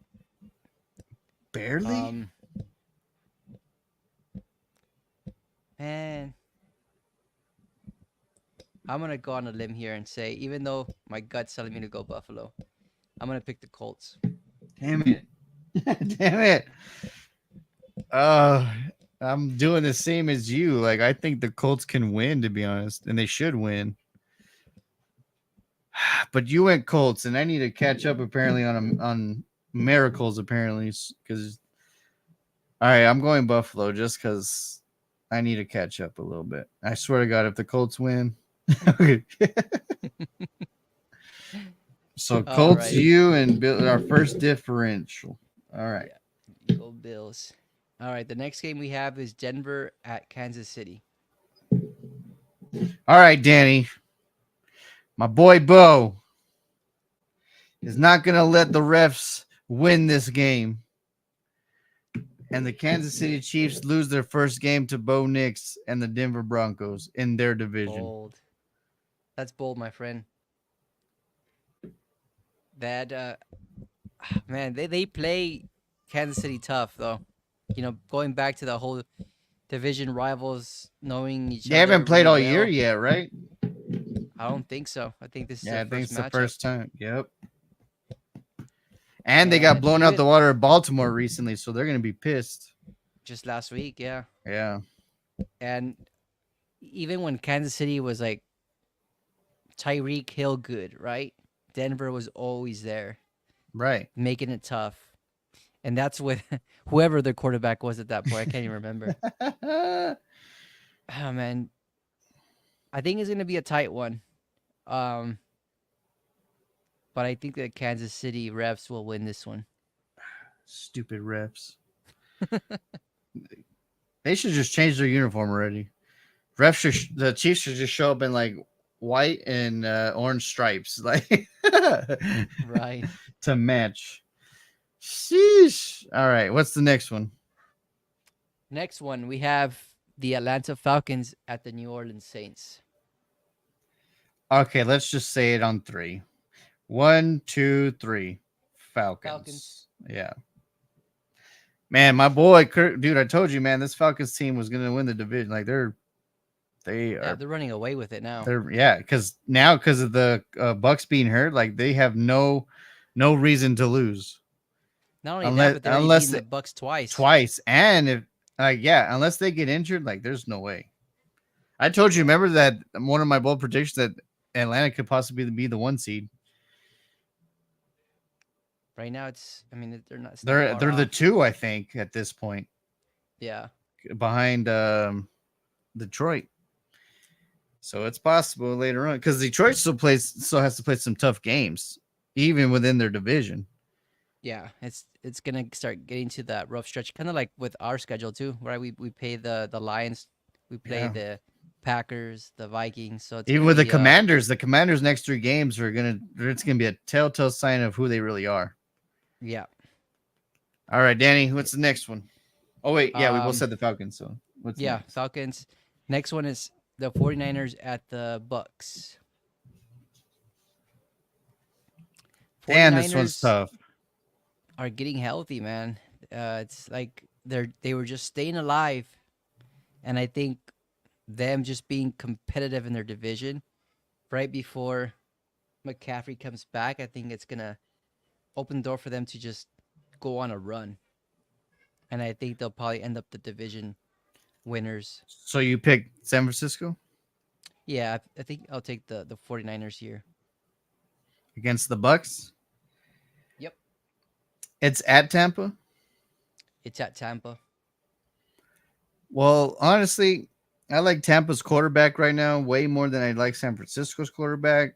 They're still kind of reeling. I get that they're finally getting healthy, but without the physical playing time, that still gives you some games to kind of like catch up physical football wise. And I think I mean, even with his receivers injured, like I just don't understand how Tampa and Baker are able to keep up with every team. Like that's wild to me. Yeah, So with that being said, them being at home and the Niners are coming still off. I mean, they're still the Super Bowl loser and injuries. I'm picking Tampa at home. that's not. I mean, that's not bad. That's not a bad pick, honestly. Like I said earlier, I think Tampa Bay just they're impressive because without Mike Evans, without Chris Godwin, they're competing. They're competing Right. hard, It's and so weird. You have your number one and number two receiver out, and you're still keep staying in every game. yeah, Kate Otten is emerging right He's as one of like amazing. as a good tight end in the NFC, and Right. then Bucky Irving, like that dude, is just making plays left and right. I love that dude. And he's my Oregon guy. Yeah, Remember I said Dallas should draft him late in the draft, and sure enough, look what he's doing. yeah, he looked good. I'm still waiting on your boy Troy Franklin to emerge. What's going on with him? It's the style of the offense right now, I think. And plus the defense. I think right now the defense is so good that Sean Payne's like, Bo, just do little check downs and let's not do much. He had actually a few weeks ago, Franklin had a really good game. Denver won that game, and Franklin was, I think, their leading receiver. Wow. Yeah, I haven't seen too much of Denver Broncos games, but I know in the preseason he looked pretty good. And Keon Yeah. Coleman's looking pretty good for the Bills. Oh, yeah, he's coming on strong. That dude got lit up by Miami. Did you see that play? I did, yeah. I saw that highlight. So Bucks 49ers, Next one, we're different on you that one. you mentioned Washington, and they go up against Pittsburgh, but they're at Right. home. Who do you pick? So I'm gonna go with it's a tough one. Um, I gotta ride this wave. I think Washington is just them being at home. Jaden Daniels is not slowing down. I think that now with the addition of Marshawn Lattimore, it's gonna even hype them up even more. So I gotta go Washington here. We're talking about hyping with trades and stuff. Preston Hmm. Smith with TJ Watt, a veteran defensive side versus a rookie. I think this is where they can get the beneficiary. Like they can probably do some schemes or do stuff that kind of shake him, and then it becomes like a physical like punch game. And Yeah, obviously it's going to come down to the trenches for sure. I think I think Pittsburgh walks out with the upset win. Pittsburgh. I That's just not. think that I just think that defense will be able to rattle the young quarterback, you know. Yeah, yeah. I think it's doable. And I think to your point, I forgot about Preston Smith joining the Steelers. I think I don't know if you saw his quote about the Packers granting his permission to seek a trade, and it's because I mean the Packers have played a 3-4 for several years now. That now he's in a 4-3 defense, and he feels like that's probably his strongest suit. Right. And he could be So next to TJ, like that's going to be dangerous. and Pittsburgh already had a really good defensive end duo, Front right, with Alex seven. Highsmith. Yeah, front seven Yeah. they're already good at. So now he's just adding to it. Hmm. So that could be a sneaky good addition that might make an impact in this game. So Right. I like that pick, but I'm just gonna go with Washington just based off of the hype. Right. All right. Next game we have is the Vikings at Jacksonville. We might as well just say it together, Danny. 1, 2, 3. Vikings. Vikings. Yep. Yeah. Jacksonville's on Skull. wholesale right now. Is it in Jacksonville? Yeah, Yeah. it's in Jacksonville. It'll be 17 points less than it would be if they were in Minnesota. And then now with Mac Jones probably being the He's starting quarterback playing. for Oh Jacksonville. my god! Imagine he lights it up. Can you Oh, imagine? that Can would just you? that would be like just the indication of what this NFL season is like this year. You have Right. just so much Damn, unpredictability. that would be crazy. Because Minnesota does get takeaways, but they allow a lot of yardage and points to the opposing team. So that's wild. Mac Jones. I wonder. So he is going to start for sure. Well, it's not for sure, but It's it's trending that that way. way. Okay. Yeah. All right. We have the Tennessee Titans at the LA Chargers. Ooh, Afternoon that's game. going to be a good physical game. But you know, my boy Herbert with my good old coach boy Harbaugh, I'm going to go with them. I knew it. And you? And I am going to go with Jim Harbaugh. I think he's been like the Chargers haven't been like the most popular team this year, right? They haven't been really highlighted all too much, but But they're that's sneaky good for good. them Yeah, that's what because they need. if they could just sneak in the wild card, like they can upset a lot of people just because they're being overlooked. Yeah, right now it's trending that way. Right now it's looking like they're gonna sneak in as a wild card. Right. And them, like, I mean, they've dealt with some injuries too, right? They haven't had Joey Bosa in such a quite a few weeks. Long time. And then their wide receiving core, like who's there? Like, I mean, Yeah, it's so wild. but that's the beauty of it. Like, right, there's really nobody to take away because Herbert's gonna use anybody, whether that be what's that guy's name, Sahoki Fuku, whatever Oh his name yeah. is. So I know, isn't that wild? Poku. He's an ex cowboy and now he's doing okay. And McConkey though, man, that dude's killing, man. McConkey. McConkey. Yeah, McConkey. you got the tight ends, Hunter Henry. Yeah. They're just yeah. Um so yeah, I got to go with the Chargers. I think that them just being in the conversation for wild card is pretty impressive, knowing that their Right. roster wasn't constructed like, From that, you and I talked about their roster and we thought, oh, they're maybe about a year or two away. But no, like Jim Harbaugh hasn't played hard. they're the version of Washington, basically, Mm-hmm. on the That's AFC. true. True. So, all right, Danny, what's the next one? You know the next one. It's the Philadelphia Eagles at the Dallas Cowboys in Arlington. It's in Dallas? Yep. Wow. I thought it was in Philly, to be honest. Well, even if it was in Philly, Danny, Cooper Rush is going to get his revenge on that one loss he's ever had as a pro. And he's going to come out and change the whole narrative on his name, make more people be pissed at Dak. He's going to give what the defense gives him and doesn't try to do stupid things. They're going to run the ball. The new kid Mingo is going to get a few catches. Ferguson is going to ball out because Lamb is going to need him to, ball it like back up. And the defense, which hopefully has Parsons and Bland back, are going to show some of more of what they're supposed to be as a full defense. And then they're going to get the victory and upset the Philadelphia Eagles. That's your heart talking. Just wait for it. Wait for this, dude. I'm gonna go with the Eagles.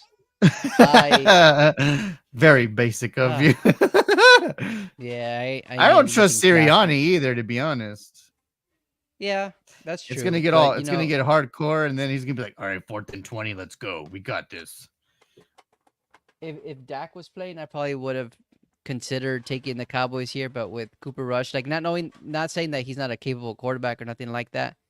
But when you compare him against Jalen Hurts or Cooper Rush, like I'm gonna go with Jalen Hurts just based off of the playing time, the experience, and all of that. So, um, and then Saquon, it seems like he's starting to figure out his groove in that If we offense. can, So honestly, if we can stop him, like you just have a a chance. minimum, then I think Yeah, Hurts will become Hurts and throw picks and shit. yeah. You want Hurts to run around that pocket. Okay, Right, he runs around that pocket. You're gonna mess him up, mess up his rhythm, and you're good to go. right. But yeah, I think having Michael Parsons back is good timing. But Hopefully he is freak. yeah, hopefully, right?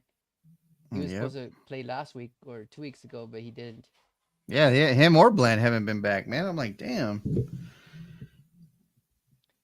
All right, so you sure you want to stick with the Cowboys before we move on? I'm Just stuck. I'm kidding. sticking with the Bears, so I guess I might as well. Uh, all right, so we have the next matchup. We have the Jets at the Arizona Cardinals. This is a Who crazy wins? game. This is a crazy game. Oh man, this is a weird game.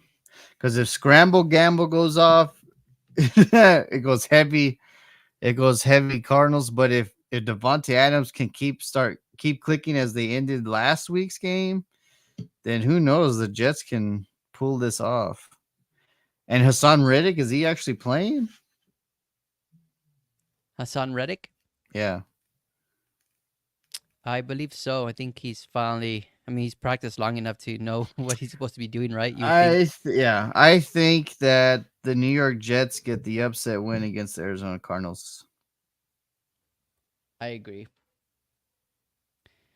I think the Jets are starting to figure out um, what to do in offense, Right. and And then then that on defense, they've been pretty good on defense. Like all year, it's just you know they can't carry the team 4 quarters. Like their offense needs to do something, give and them the rest, and the and interim they're good. coach gets that monkey off his back because he gets his first victory. So you know what I mean? Like it's now he can be like, all right, now he can be a little more Yeah. loose.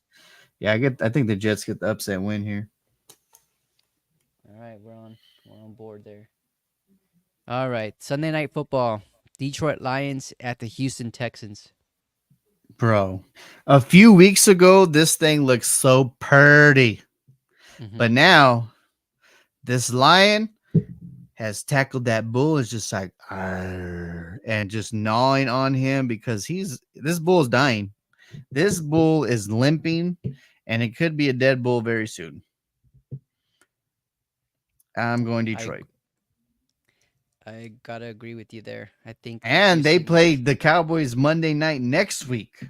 So Ooh, I'm are you like, serious? so I'm saying like the Texans could lose 3 straight. Ouch. Yes. And all right, I gotta look at the. I gotta look at the standings real quick. Whoop, whoop. No, I'm with you here. I don't gotta think about this matchup. I think the Lions will take Just care of business. yeah, just dismantle them. And they're in Houston, Yeah, right? That's even worse. they're in Houston. They're in Houston, but then they don't have Nico Collins. They don't have Diggs Diggs forever. anymore. What's The his name? offensive line is kind of sketchy right now. And now Right. Zadarius Smith is on the other side, like licking his chops. Yeah, yeah. It's not looking pretty if you're a Texans fan right now, but you just gotta hang on until Nico Collins comes back. I think once he comes back, it'll help. It'll help CJ Stroud. It'll help the running game. Right. But yeah, it's a uphill climb for sure. But I'm curious because you mentioned them going on a three game losing streak. What does that do for their division? I mean, does that open the door for The Colts. the Colts? I mean, they're up and down too. Yeah, I mean the Colts are the closest one to them. So Right. let's say that the Texans do go on a losing streak, on a 3 game losing streak, they'll be 6-6, which is crazy. That's crazy. 6-6, and then the Colts, if they win this week, which I think you have them winning, right? No, you did. No, I do. Shit, No, they man, could see, be in this the is this is where maybe I'm actually winning this thing. It's just your flip flopping thing. He's like, oh no, this. I have it right here. The Jets are gonna win the division. A few minutes later, the Dolphins are gonna win the division. That was So great. yeah, Yeah, so can you yeah. imagine? Yeah, 6-6. That ain't good. I mean, if they lose this week, they'll be 6-4. Colts win, they'll be 5-5. So it's just a 1 game difference. The Differential. only bad thing, the They've only already bad thing lost is that twice exactly. So they because of have the Ditch advantage Rich. there. Yeah. Ugh. Interesting. Right, Interesting. But yeah, Lions. I don't know if you saw the I don't know if they played on Fox last week. Yeah, they did. They played on Fox, right? right. Um Well, yeah, against the there was Packers. there was a story about like a pregame story um interviewing their coach, right? Campbell. Dan Campbell. I was gonna call him Dan Quinn. And I forgot who was interviewing which person, but I think it was like I can't even remember her name anyways, but she asked him like why do you get so emotional when you talk about your team? Oh, Aaron And he Andrews. was it Aaron Andrews? Yeah, she's the And one who he does was like, interviews. okay, on Fox, right? Yeah, or Is that Carissa Thompson. It's either or. yeah, one of them too. Anyways, he got emotional. He just said, I just don't want to let them down. They have their total faith in me, and I know what they're capable of. And I love coaching them, but to know that we don't win the Super Bowl or we don't win a championship, I'll be a failure to them. That's something I don't want to live with, and Dude, he's that was so powerful. amazing. He's so amazing. Like I love him, and the fact that he was an ex tight end of the Cowboys. Like, why can't we have him? Like, what are we doing? Like, we could have had him. Like, imagine. Like I he is know. so himself, and that's what I love. Like, he is who he is, and that's it. Yeah, he's what you want. You want as a leader on your team. He motivates his team, and then what I love about him is that he really truly cares. He's like passionate about football. He's passionate about his team. And But he's then when things go accountable. wrong, exactly, he's accountable. Like my That's McCarthy, something that whoa, coaches you shy just away. gotta be play better and blah blah. I'm like, no, dude, like it's your fault that we're this way too. And honestly, as fans, I think we appreciate that more, right? We appreciate when coaches say, you know what, I fucked up, Right. Yeah, and it's on me. Instead, like you have coaches to say, "Oh no, I would do it again," or "Oh no, it was poor execution." Like, no, just say you called the bad play, move on, and say, "I won't do it again," or "I'll learn from it." Right. That's okay. That's acceptable. Yeah, So I love man, Dan Quinn, man, or Dan Campbell. yeah, I wanted Dan. You did it. You did it. Yeah, What I was gonna do. you got me to do it. Jeez. Dan Campbell is the coach we both need for sure. Well, hey, man. Apparently, it's good to be a Dan right now, right? Dan Quinn, Dan Campbell, Dan demands. Dan the man. All right. So Monday Night Football, we have the Miami Dolphins at the LA Rams. Who you got? Obviously, before the season started, this game was like super on paper. Like it's like, oh, this is gonna be a badass matchup. But now with the injuries of Miami, the inconsistency of Miami, injuries of LA, which LA team's gonna show up, it's hard to pick. The only reason why I'm going LA is because they're at home. Yep. Does Puka play this week, or did he get suspended or nothing like that? I don't know. Maybe he'll puka another face or something. I don't know, but he Sparked his team.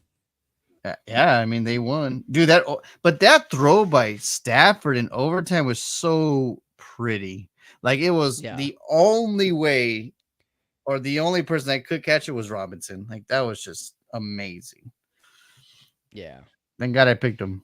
Because the Seattle man, they're like the Texans. So Seattle is the NFC of the Texans AFC. They started out so hot, but now they're like this. It's a roller coaster. You don't know what you're going to get out of them. I'm picking LA. Yeah. I am gonna go the opposite way. Uh-oh. Although I'm liking what the Rams are doing. Like you can see that they found their groove now with both Puka back and then also Cup. Like I think that their But offense just Jared Verse is killing right now. yeah, Verse is killing it, and then also Fisk. Like they're progressively improving, and that's what you want as rookies, especially on the defensive line. But with Miami, like I don't know, Miami is just so up and down. Um, I'm not impressed by them by any means, but you know, they just are in the game. Tua looked good last week against the Buffalo Bills. Yeah, they only lost by a field goal. Yeah, I mean, and they were down for a bit, so it's starting to show that they're getting back to that Miami offense that's quick, right? That just scores, kind of like like the Rams would, right? You just don't know what play is gonna take them to the house, right? Whether that be Chan or whether that be Tyreek Hill, like those playmaker abilities are showing up. Um, and I think it's gonna be a shootout. I don't think it's gonna be a defensive fight. I think it's gonna be back and forth. And I think in the end of it all, I think I trust more the playmakers that the Dolphins have than the playmakers that the Rams have. Because once you stop Puka, once you stop Cup, it takes Matthew Stafford a little bit to try to find the next person. With Miami, you have just options everywhere. You have Tyreek Hill, you have Jalen Waddle, you have Chan, you have Mostert who runs really hard. And then now, I don't know if you've seen their games recently, but Jonnu Smith, their tight end, is being a playmaker. Like there's just a lot of weapons around Tua, and I think Tua is starting to get more comfortable with where he stands right now, coming back from injury. So I'm gonna go with the Dolphins here, just to go different.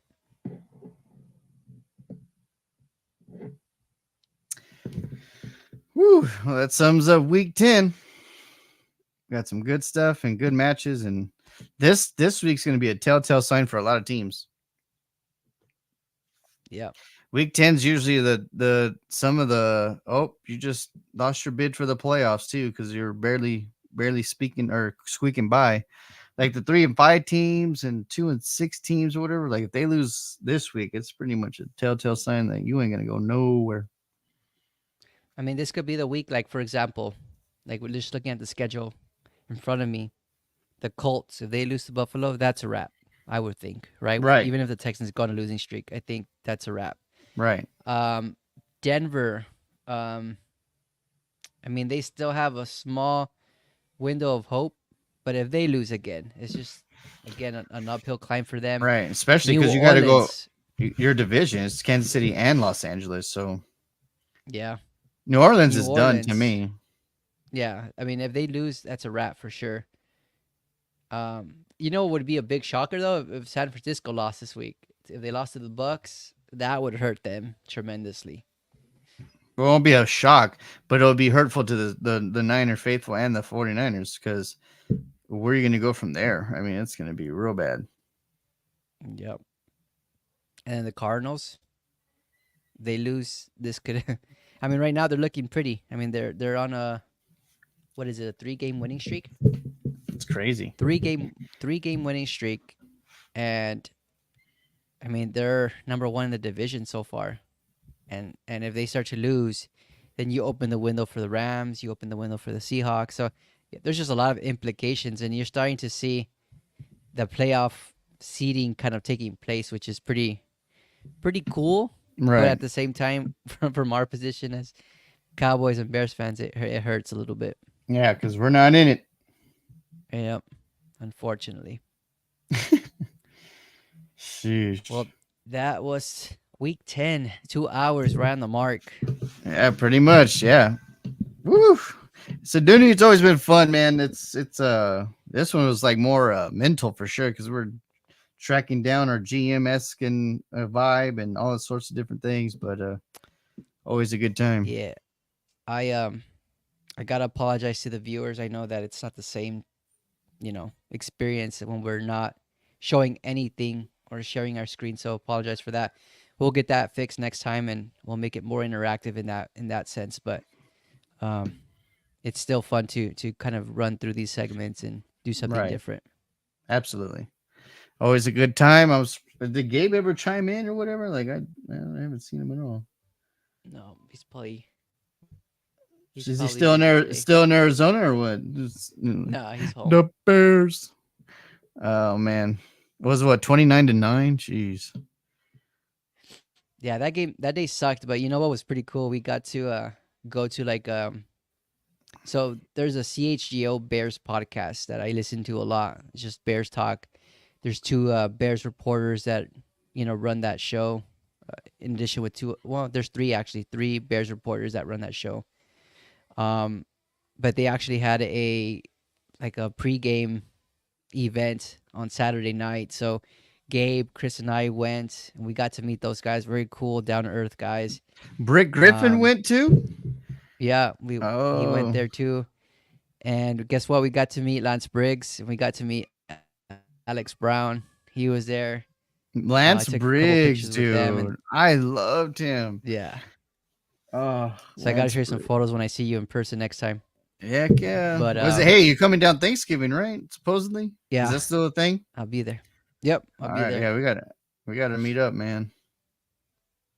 But it was cool. That was the best day of their trip because I got to spend time with them. I hadn't seen them in a couple months, and then also just meet some Bears that I followed when in the early 2010s. So Right. very cool, very That's cool, cool man. to Dude, Lance experience Briggs, that. man. I love that dude.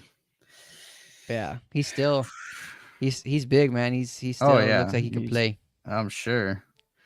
Dang, it's crazy. Lance Briggs. Yeah, I'd pick him up in Madden if he was a free agent. Like I'd be like, dude, come on over. Like, dude, heck yeah, Lance Briggs is awesome. But Danny Ramirez, always a pleasure, sir. Sun City Leatherheads, always love. Please like, share, follow, man. Hopefully we get some more followers or something. I think we've went limbo for a while.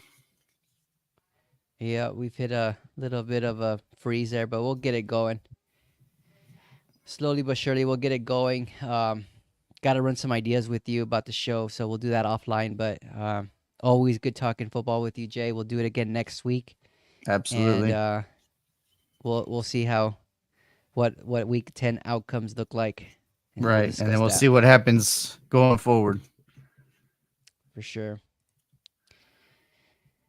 All right, ladies and gentlemen, Sun City Leatherheads out. Please like, share, and follow. We'll see you next time. See you, everyone.